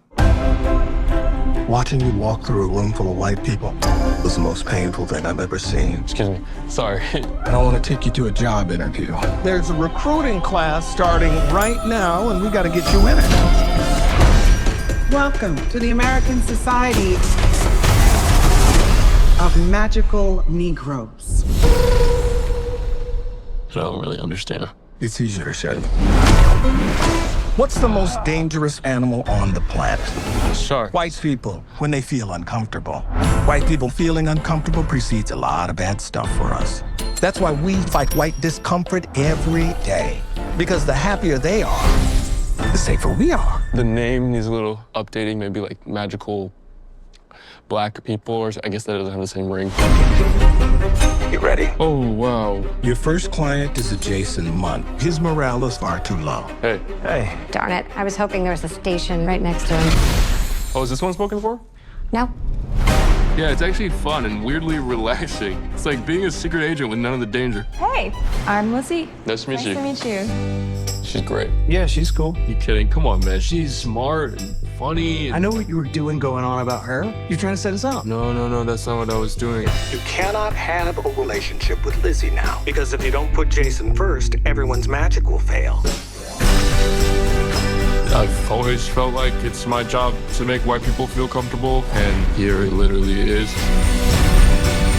But maybe it shouldn't be. I got a great plan to ask her out, but I'm gonna need your help. Do you think you could, work your magic? Hey, is he talking about me? Hey. Oh my God. Wait, are you? But I've traveled a long way. Notice what was said. It felt like it was my responsibility to make white people comfortable. Some of y'all had to grow up like that.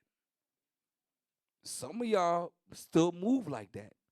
Where if they come in, your speech change, your demeanor changes because they're around. So that movie is based off of us. Us being, we have to be exceptional to make them comfortable. And in order for me to be around them to be comfortable, I have to reach a certain status. If I don't reach a certain status, I can't be in a room full of white people. That's what this shows. Watch this. Play the next video, and we can get to the sisters. Play the next video. Yeah. All right, 9:59.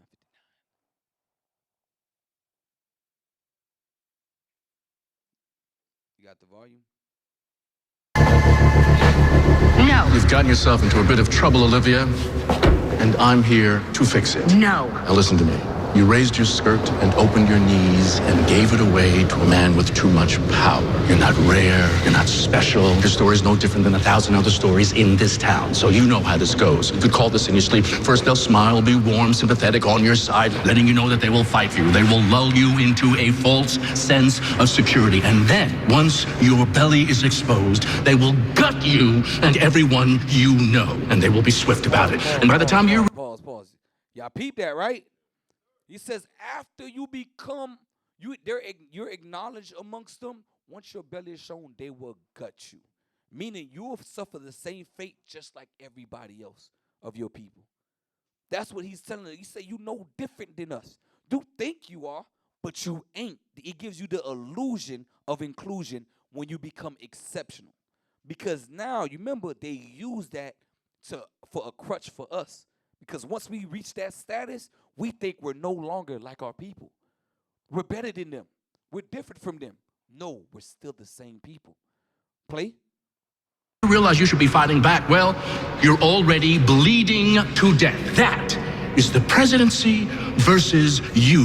Whose victory do you think they will fight for? Whose body do you think they will bury? He would never. He would never. You and I both know that he is not in charge. He is never in charge. Power is in charge. Power got him elected. I know more than you could possibly imagine about things of which you cannot dream. He told you that you would be First Lady, and you believed him. Did I not raise you for better? How many times have I told you you have to be what? You have to be what? Twice. What? Twice as good. Twice as good as them to get half of what they have. Sleeping with that. Woo! That was a earful. He says you have to be twice as better than them to get half of what they got. And she's exceptional. Watch this. Get the other video with the black lady. DEI. Bishop been going over this. Now, this is the crazy thing about it, right? You're thinking that it includes the minority as if the whole point of inclusion would be the other races. But DEI, that's what it is, right? DEI is really for white women. It ain't even for the black woman. It ain't even for the black race. We all. I'm Latanya Flick, Senior Vice President of really for them. You thinking like, wait up, I thought it would aren't they already included in the American society? Why would they be discrimination against them? They white. Play that. It's the TikTok. Yep. That's that one, and then there's another one with another sister. Play that. She's gonna explain what it is. Latanya Flick, Senior Vice President of Diversity, Equity, and Inclusion for the Partnership. What is diversity, equity, inclusion, or DEI? This three-letter amorphous acronym that you've heard everywhere. So let's start with the D for diversity. We think of diversity as composition across many facets of identity, and that could be race, gender, age, LGBTQIA status, veteran status, class, so many factors of identity, but it's about composition. The E is for equity, and we think of equity as the condition that exists when identity no longer determines outcome. So those factors of identity that I just talked about no longer are a predictor of what happens to someone. And then I, it's for inclusion, and inclusion is about experience. Do you have a sense of belonging? Can you be authentic?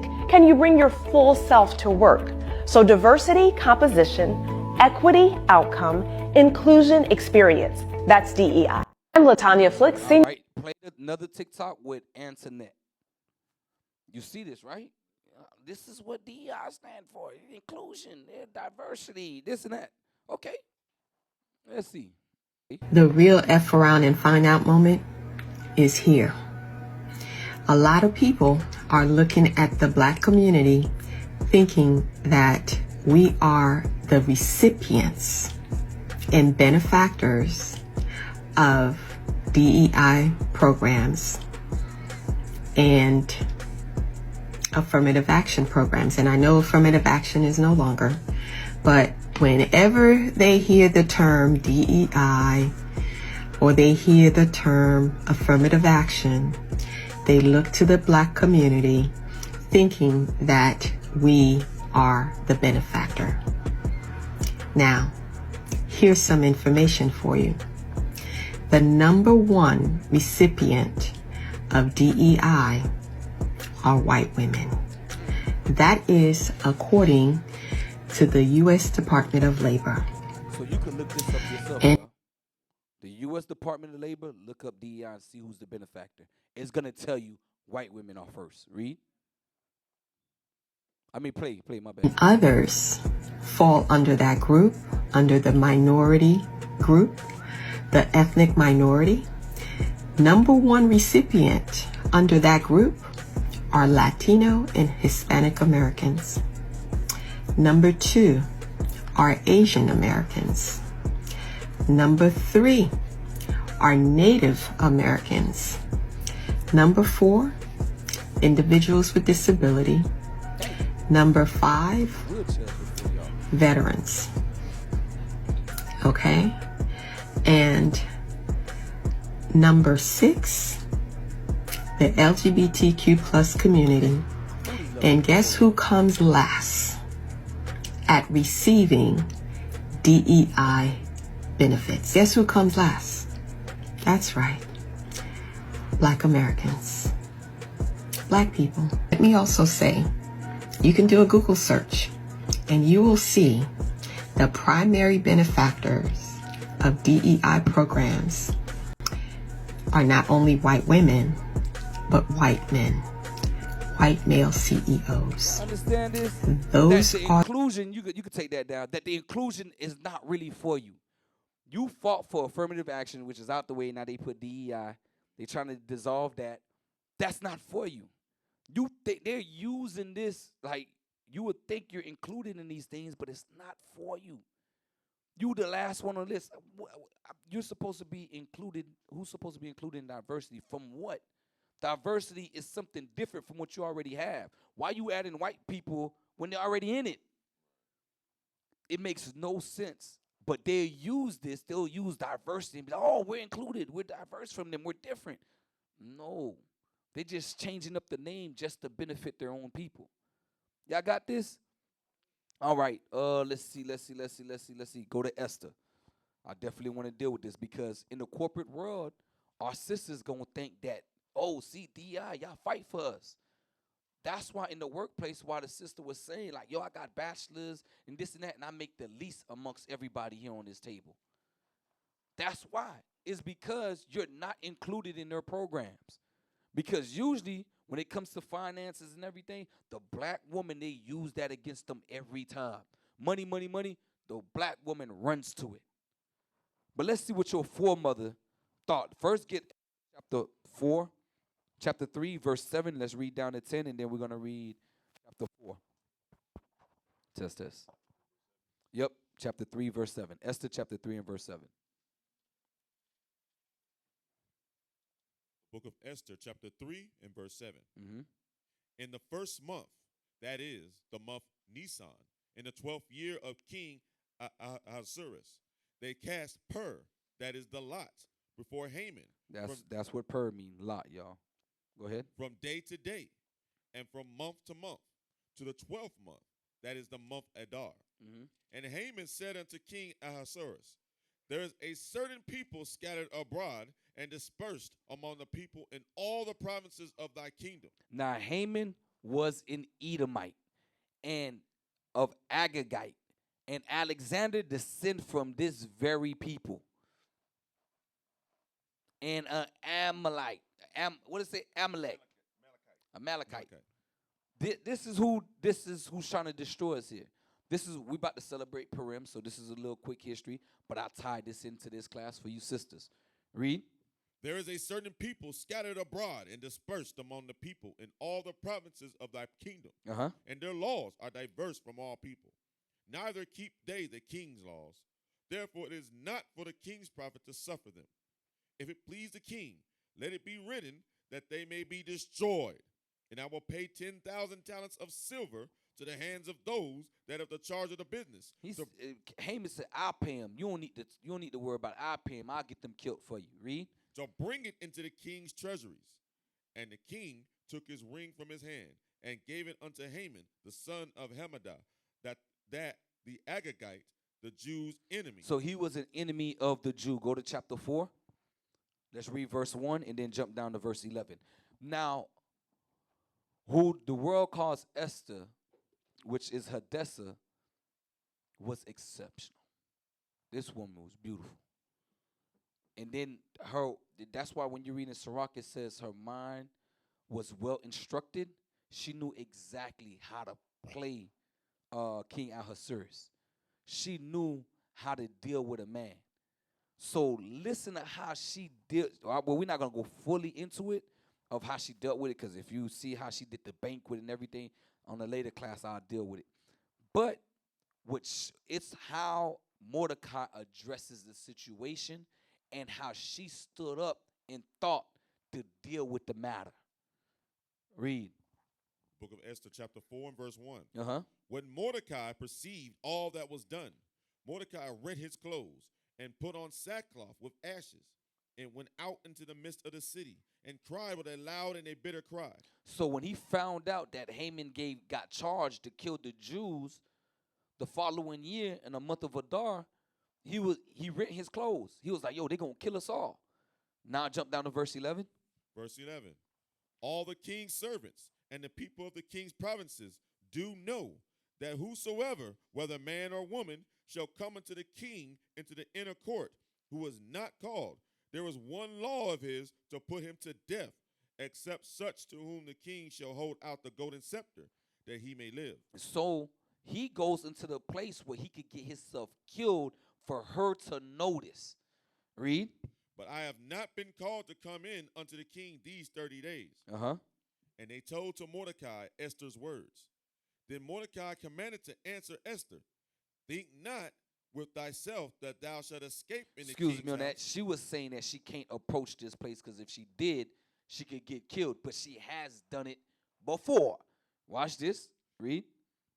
Then Mordecai commanded to answer Esther, think not with thyself that thou shalt escape in the king's house more than all the Jews. He says, don't think because you are queen now that you're better than your people. In the plainest form. Do not think you're going to escape the punishment that we're going to receive. You're going to get exactly what's coming to us. That's why in 2nd Ezra 16 says those that went against you are still going to get trodden underfoot. Read on. For if thou altogether holdest thy peace at this time, then shall the enlargement and deliverance arise to the Jews from another place. But thou and thy father's house shall be destroyed. Meaning you think because you in high status, you good?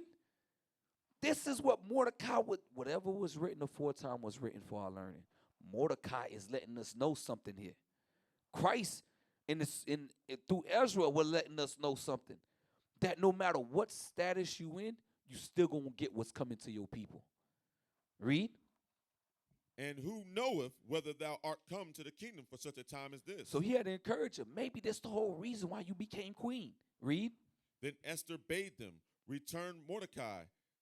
Then Esther bade them return Mordecai this answer.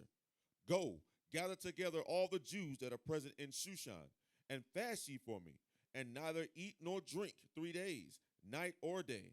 I also and my maidens will fast likewise. So we got to get our fast games right, because, man, if sisters could fast 3 days and 3 nights, brothers, come on now. And she thought this right when she knew she had to go to the king. So if our mindset ain't like this, hey, we need to fast and pray. When something pop up in our lives, then we ain't moving as the prophets of God. Because the daughters of God know to do this. You understand this, man? Read on. And so will I go in unto the king, which is not according to the law. And if I perish, I perish. So Mordecai went his way and did according to all that Esther had commanded him. So she knew, listen, all right, I need to step up. Mordecai knew, listen, hey, I got to get her mind right because right now she's afraid. So the word of God is going to encourage her. But that's why you men are here. The actions that we do, it encourage the younger generation. It encourage the sisters because they know we're going to fight for them. That's what Mordecai had to put in her head, like, yo, listen, we here. You're not going to escape the punishment of your people. Understand this. So watch this, right? The whole time, because she had substance. People think when they read Esther, Esther was just walking around in the seed and had a crown of gold on her head. Nah, let's get the rest of Esther in the Apocrypha. Go to 14. Let's read verse 15. Let me get there with you. We're going to see how what your foremother Esther had. Because all these are people that are exceptional. 14, let's read verse 11. I like what she said in verse 11. And then we'll jump down. Additional Esther chapter 14, verse 11. O Lord, give not thy scepter unto them that be nothing. What? O Lord, give not thy scepter unto them that be nothing. She married a king and knew that he was nothing. How many of you sisters will have that mindset when that man that pulls up in a Ferrari, probably an Ishmaelite, an Edomite? Because when you watch that show, she was the president that she was marrying was Edomite. That's why he's like, yo, don't think you something, you nothing. So she says, "O Lord, give not the scepter unto them that be nothing." She knew those other races were nothing. Read. And let them not laugh at our fall, but turn their device upon themselves, and make him an example that have begun this against us. Jump down to verse 15. Verse 15. Thou knowest all things, O Lord.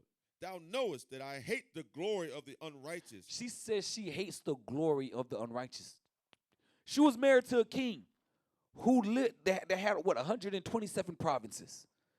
Ruler from Media to Persia.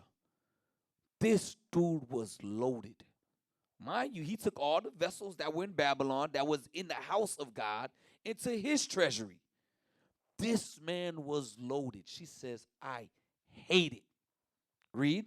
And abhor the bed of the uncircumcised. She hated the what? Abhor the bed of the uncircumcised. Because when you're at war, what are these heathens doing to your people when they're destroying them? They're raping the women. She says she hated the bed of the uncircumcised. So that night when the king called her into his chambers, she hated that. But she did it because she was there, because at that time, we were in servitude underneath them. So she understood, like, but you choose who you love now. You choose to be your husband. She didn't have any choice. A decree went out and she was brought towards the king. She said she hated the bed of the uncircumcised. Read on. And of all the heathen. Thou knowest my necessity, for I abhor the sign of my high estate. How did you know she was high of state? The crown that was on her head. Read. Which is upon my head in the days wherein I show myself, and I abhor it as a menstruous rag. Nobody would pick up a tampon in their hand and squeeze it. She said she hated that crown just like that.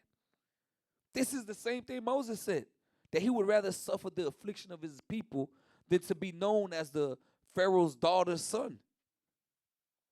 This is one of our foremothers speaking like this. Finish it off. And that I wear it not when I am private by myself. So she wasn't one of them sisters like, look at me type of thing. When she was by herself, she took that damn crown. I don't even want to be here. But she suffered that affliction for her people. There's a big difference. Because brothers and sisters be like, oh, yeah, I'm doing this for my... No, that's different. Back then, she had a decree to do it. It was decreed for her to be brought to the palace. If she didn't, and she ain't try to be that, the king just saw something different. And that's why Mordecai said, maybe this was the reason you was brought here. Now, hey, play the video. Because I wanted to make sure sisters understood that it wasn't just the men that they were using. The sisters, y'all were being used as well. But know that your foremother didn't like the position that she was in. She used it to save our lives. Y'all see, with the help of Mordecai. Play the video of the young sister with her invention. Because there's a lot of things, brothers and sisters, that we have made that it couldn't have been normal people. Normal people couldn't think like this. And y'all would, so what's the word I'm looking for? Not look over. Eniola Shakumbi says one day. Take things for granted. Eniola. But this is what our people in the times of struggle created. But this is recent. This is recent. Y'all got it? Let's play it.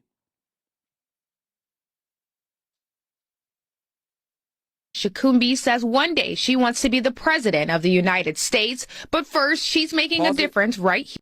12-year-old Onolia, I think that's how you say it, Shukubani air filter removes 99% of virus particles, leading to $11.5 million approval for statewide school installations.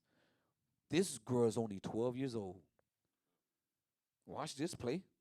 Here in Connecticut. I'm just blown away by these kids, and Eniola is fabulous. She wows every room she's in front of. She's a real rock star. In 5th grade, she and her classmates in Middletown worked with a group of scientists to build an air filter that removes cold and COVID viruses. What it does is that the air goes through all the sides and it comes out on the top, so it filters in and out. They brought their design to the Environmental Protection Agency to prove it worked. It showed that the air filter took out over 99% of the viruses in the air, and that it was effective. This stuff is more effective than a lot of the commercial products that are available in the market. A lot cheaper and a lot more effective. Today, Connecticut's State Bond Commission unanimously approved $11.5 million to further Shakumbi's initiative. A lot of people, they don't realize sometimes that the only thing standing between them and getting sick is science. Like the air filters, air conditioning. If we're not investing in that, then we're not investing in kids' future.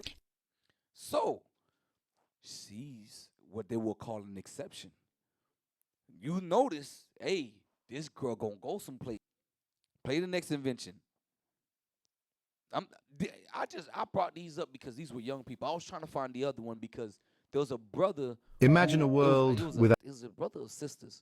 It was sisters in Africa who created bricks out of waste. And the bricks are more durable than the cement bricks we use for our homes now. Ain't there's a problem with waste being in the ocean and waste? They don't know, we can't continue burning it because it messes up the air and different things like that. These sisters found ways to use waste to make bricks for homes. This is wild. There's another brother who found a way to make gas out of waste. Man, there's a lot of things that our people create.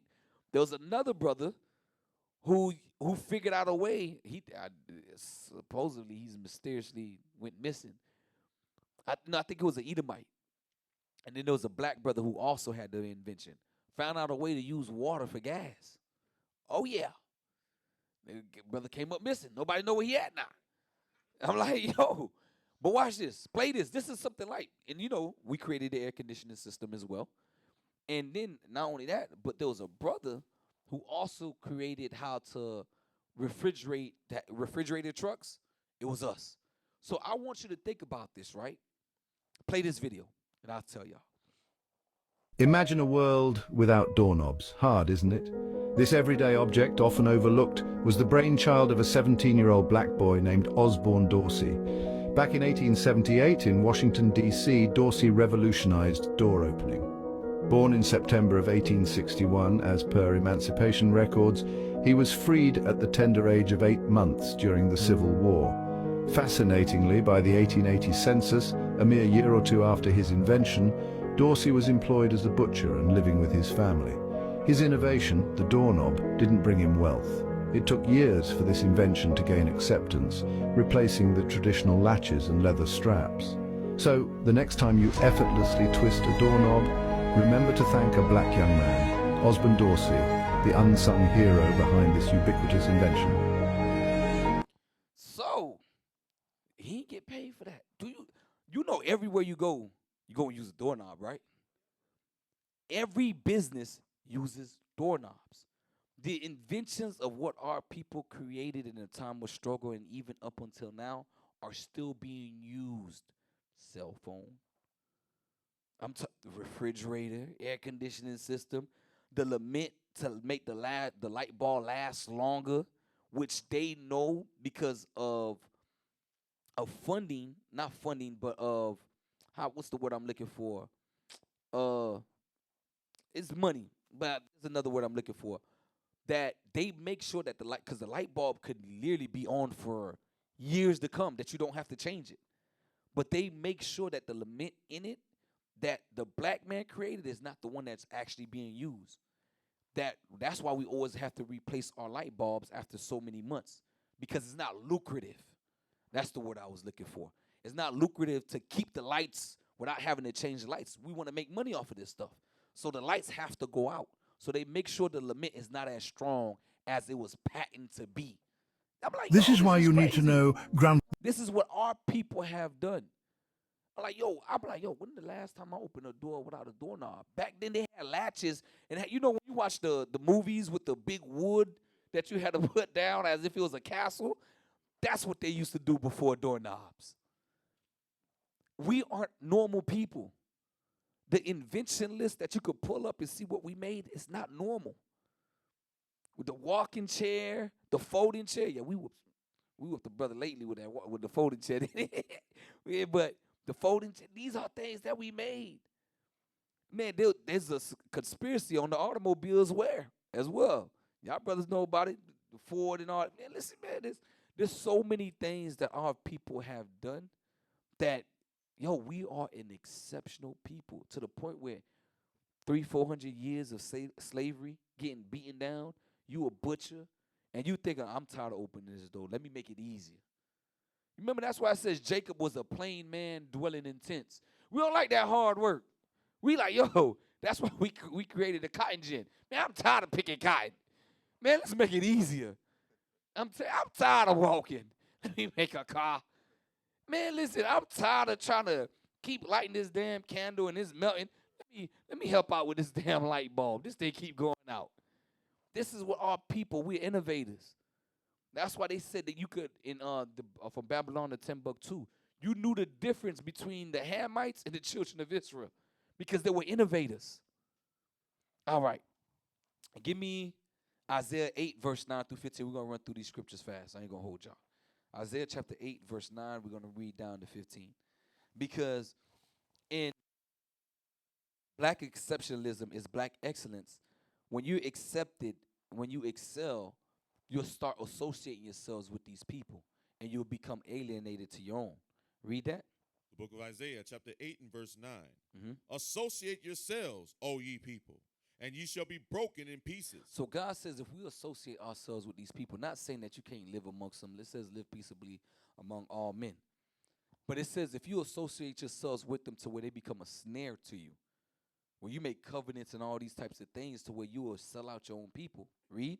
And give ear, all ye of far countries. Gird yourselves, and ye shall be broken in pieces. You're going to be broken in pieces. Read. Gird yourselves, and ye shall be broken in pieces.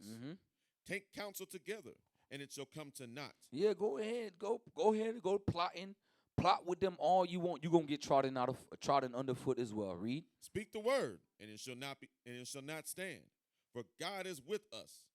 For the Lord spake thus to me with a strong hand, and instructed me that I should not walk in the way of this people, saying, say ye not, a confederacy to all them to whom this people shall say, a confederacy. Neither fear ye their fear, nor be afraid. Hey, show the pictures. Show the pictures of our sister. She's our sister, y'all.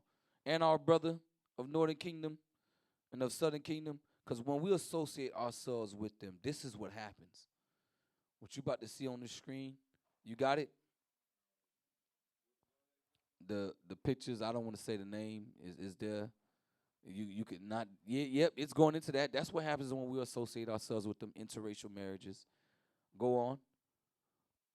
Yep. Give me the one with Sammy Sosa. Yep, you start blonding your hair. You become a puppet when you start associating yourselves with them. Yep, this is one of them. Show the other sister. Beautiful. Beautiful black skin. Go continue. And then I'm like, yo, what's up with this, man? What's up with this, man? That's it on that? No, there's one more. Show that other one. Look at that, man. Beautiful black skin. I got to show y'all something. Hey, play the video with the sunscreen. I want y'all to see something. This is wild, y'all. Yeah, UV. Watch this. This is wild, y'all. Yeah, your skin protects you. Watch this. Play that. I'm like, it's wild that And I was trying to find, I ain't the smartest man on earth, and I'm pretty slow.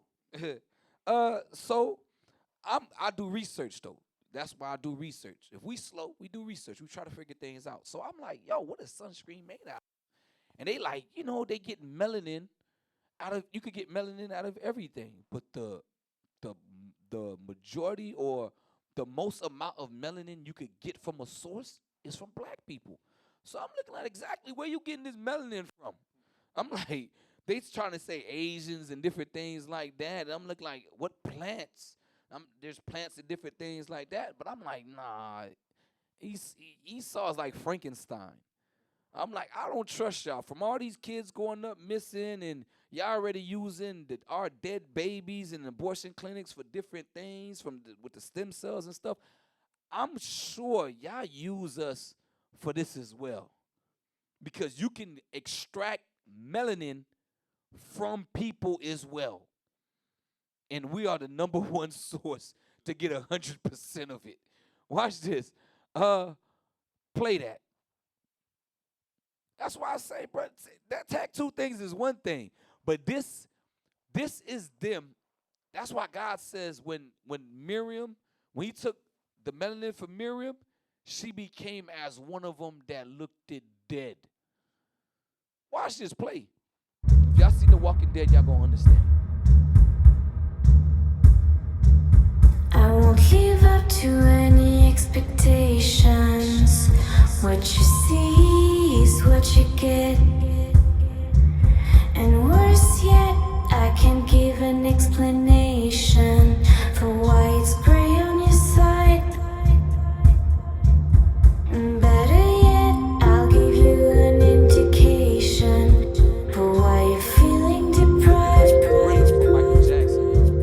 We'll never let lack of an imagination keep us locked up inside, even when the sun has died.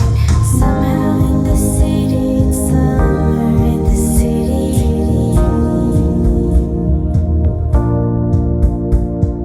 Somehow in the city, it's summer in the city.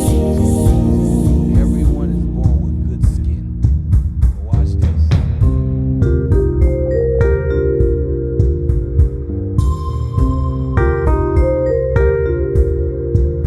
We'll never let lack of an imagination keep us locked up inside, even when the sun is dark. Summer in the city, summer in the city.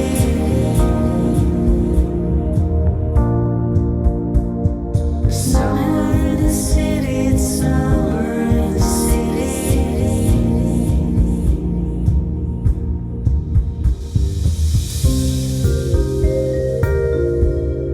That's what happens when they put sunscreen on. They put your skin on their face. That's crazy. You think your skin is horrible. What they think, what melanin is in sunscreen.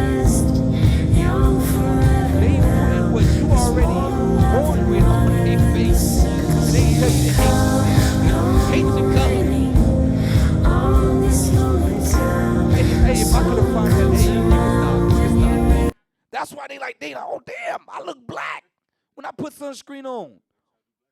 Yeah. They like, oh snap. So this is what's really in sunscreen? They think about it. If they didn't have to change the color of the melanin and everything like that, they would really be putting blackface on their face. It's crazy. So I don't know if y'all ever seen the one with the African kid when they gave him sunscreen. He put it on his hand and the bottom of his feet. He put it in the air. I'm telling you. But this is what's going on. God says you associate yourselves with them. You gon' eventually tend to want to be like them.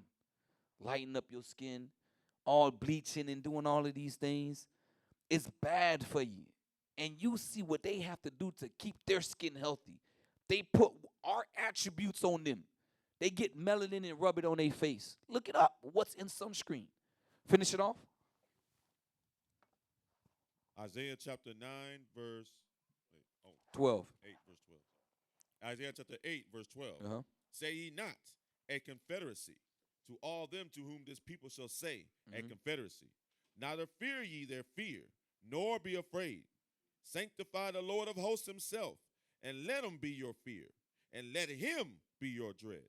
And he shall be for a sanctuary, but for a stone of stumbling, and for a rock of offense to both the houses of Israel, for a gin and for a snare to the inhabitants of Jerusalem. So it tells you, don't associate yourselves with them. Exodus chapter 23, verse 32. Exodus chapter 23, verse 32. We're going to read those two verses. So it says, don't associate yourselves with them. Don't be making covenants with them because you're making marriages and all these different things. That's a snare. When you become exceptional and they start to use you and you associate yourselves with them, you get into a trap. So eventually you will sell out your own people. Read. The book of Exodus chapter 23, verse 32. Mm-hmm. Thou shalt make no covenant with them, nor with their gods. Because when you make covenants with them, eventually you're going to serve their gods. Case in point, we kept Christmas, Halloween, Valentine's. That's all their gods. St. Patrick's Day, all of this. When we associated with them, when we assimilated, that's what the word association means, associate. We assimilated with them. We started serving their gods. Read on. Verse 33. They shall not dwell in thy land, lest they make thee sin against me. God didn't even want them amongst us. That's why when they came as servants, they had to do exactly what we did. Read on. For if thou serve their gods, it will surely be a snare unto thee. 1 Corinthians chapter 7, verse 31. 1 Corinthians chapter 7, verse 31. The book of 1 Corinthians chapter 7, verse 31. Uh-huh. And they that use this world as not abusing it. You see that? So as you grow in status and different, you use it, but you don't abuse it. Because once you start abusing it, you're going to sin. You're going to start associating yourselves with these people. There's a destruction that's coming, and if you find yourself holding hands with these people, you going down with them. That's it on that? For the fashion of this world passeth away. This world is going away, but yet you trying to be the top dog over here. You want everybody to see you. That's why when you do research on people that do music, they did a lot of things just to get where they are. I'm some shady stuff. Go to Mark 8:35. Mark 8:35. We're gonna read down to 38. Two more scriptures after this. Two more scriptures, y'all. The book of Mark, chapter 8 and verse 35. Uh-huh. For whosoever will save his life shall lose it. Uh-huh. But whosoever shall lose his life for my sake and the gospel's, the same shall save it. The way you try to lose your life to save it, or the way you try to save your life to lose it, is you doing everything that you need to do to be successful in this life and say to hell with God. Because God takes care. He gives you everything you need. He says, yo, the lilies, they're one of the beautiful things on this earth. But yeah, I take care of them. I count every hair on your head, even you bald head brothers. He know all the hair on your head. He said, I count every last one of them, even the ones that you don't got that you're gonna get in the kingdom. I know how much more you're gonna get in the kingdom. He counted all of them. He says, yo, a farty don't fall on a farty. Yeah, a sparrow don't drop from the sky without the Lord approving it. And you much more better than that. Read on. For what shall it profit a man if he shall gain the whole world and lose his own soul? So everything that you try to profit going against God, that's what you're exchanging for your soul. So the only way we can't get into the kingdom of heaven is sin. So if you smoking crack, you exchange your soul for crack. You still wearing pants, you exchange your soul for pants. You still eating pork, you exchange your soul for pork. You smoking weed, you exchange your soul for weed. How much do a bag of weed cost? $5? Your life is worth $5. How much crack costs? $10. You exchange your soul for $10. How much do pants cost? Sisters be going to the retro places and Goodwills and stuff. How much them pants cost? Or some Louis Vuitton pants, whatever they wear today. 300. Oh, your soul is only worth 300. $5, $10. You shaving your beard, you using a razor, whatever. You exchange your soul just to shave your beard. The hell is this? Watch this. Read on. Verse 37. Or what shall a man give in exchange for his soul? God says, what will you give to exchange your soul? I can't put a price on your soul. Hell no. Like, nah. So this is what God's saying, that you men and women will exchange for your soul. So when it comes to excellence, I'm not saying you can't be excellent. You already excellent is what I'm saying. But when it comes to what the world deem as excellent, as exceptional, beware of it. Because they will use it. There's trick bags everywhere for us to fall in these last days. And as you see, they use it amongst our elites. That's why God says, I can't even use the majority of them. I have to use the foolish things of the world that people is not going to think about, because we're going to do the work. What you going to stop? What I got you going to take? Everything I rent. What you going to take? You can't take nothing from me. I'm like, yo, brothers, damn, I got a car, I got a deal. They're afraid that could be used against you. Read on, finish it off. Verse 38. Whosoever therefore shall be ashamed of me and of my words in this adulterous and sinful generation, of him also shall the Son of Man be ashamed. Christ gonna say, I never knew you. Damn, I don't want to hear those words. Yo, think about it. You see the Messiah, and you think you did everything that you were supposed to do while you was on earth. I never knew you. Damn. Because remember, when we read in 2nd Ezra 16, he's going to bring everything before your eyes. Those books going to be open. You're going to see it. Damn, that's what I thought you would have. Nah, you kept that grudge. You did some slimy things to get where you was at, and you never asked for forgiveness for it. Think about it. Y'all know what y'all do wrong. And y'all choose not to repent from it. Y'all continue doing it. Some of y'all women, some wives, they hate their husbands. I done heard that plenty of times. Oh, I hate him. I heard a sister say, I pray he die so I can remarry. Yeah, it be like that. Some of you brothers hate your wives. Then the bishop just brought up, brother exchanged his soul for the minstrel. Yeah. Brother couldn't wait 7 days. That's it on that? The Lord gonna deny you. When he come, oh yeah. That was it on it, right? Yeah. Whosoever therefore shall be ashamed of me and of my words in this adulterous and sinful generation, of him also shall the Son of Man be ashamed when he cometh in the glory of his Father with the holy angels. Woo! Remember, them angels don't play, y'all. They gonna execute every order. If they say off with your head, it's off with your head. Ain't no, oh Lord, hold on. I remember ain't no remembering nothing. Did you do what I told you to do? Did you repent of your sins? Did you get yourself right? All right. Last two scriptures. Proverbs 16 verse 8, and then we're gonna go to 1 Timothy 6 through 9. Proverbs 16 and 8.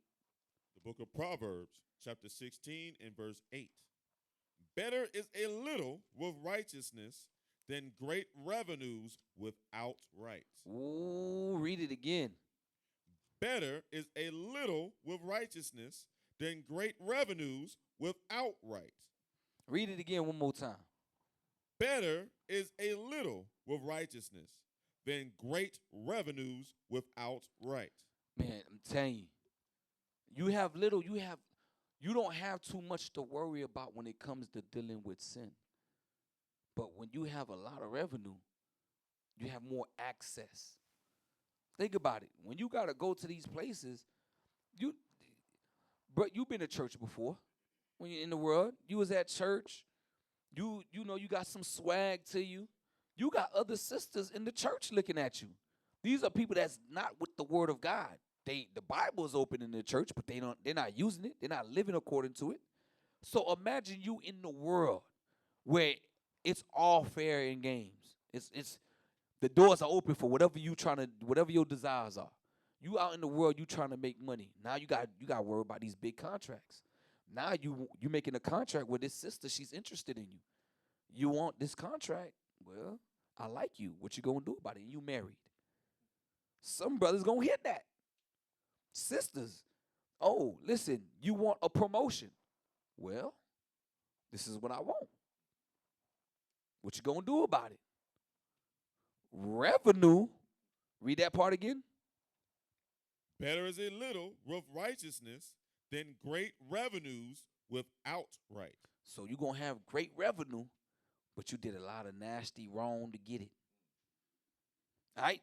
1 Timothy 6. 1 Timothy 6. And 1 Timothy chapter 6 and verse 6. I pray y'all catching on to these things, because as time progresses, again, God may bless you. Just don't forget who it comes from.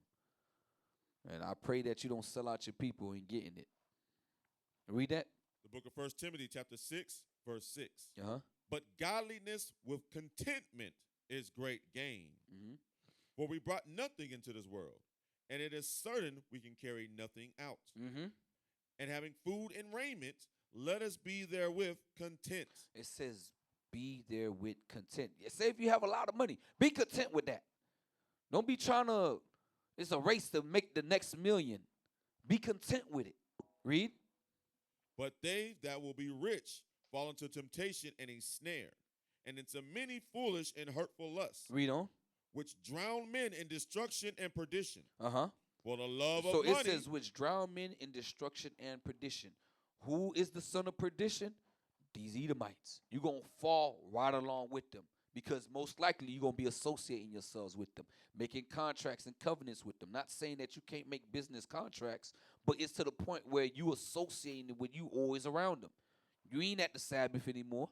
You always around them. I know I've been with brothers who's no longer in the truth because they have business transactions dealing with the people they associate with amongst mayors and the government in the city. Read.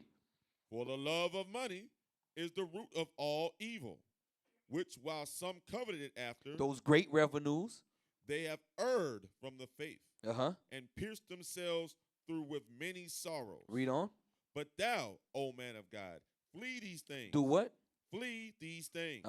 And follow after righteousness, godliness, faith, love, patience, meekness.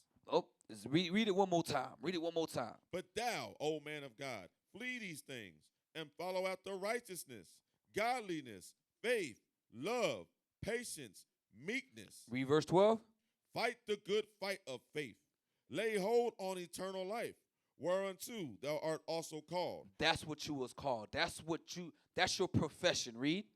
And has professed a good profession before many witnesses.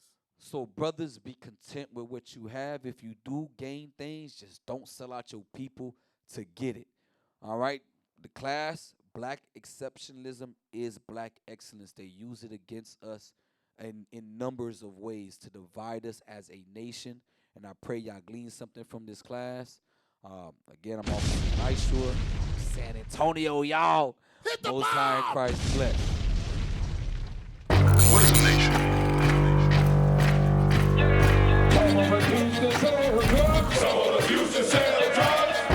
Nation is men leading by example.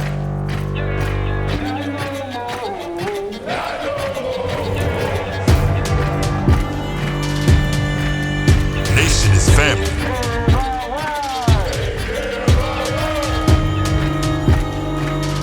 Nation is community. Nation is children with role models.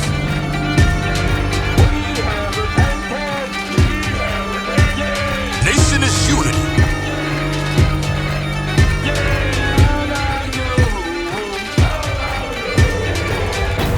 Nation is you. And finally, my brethren, be strong.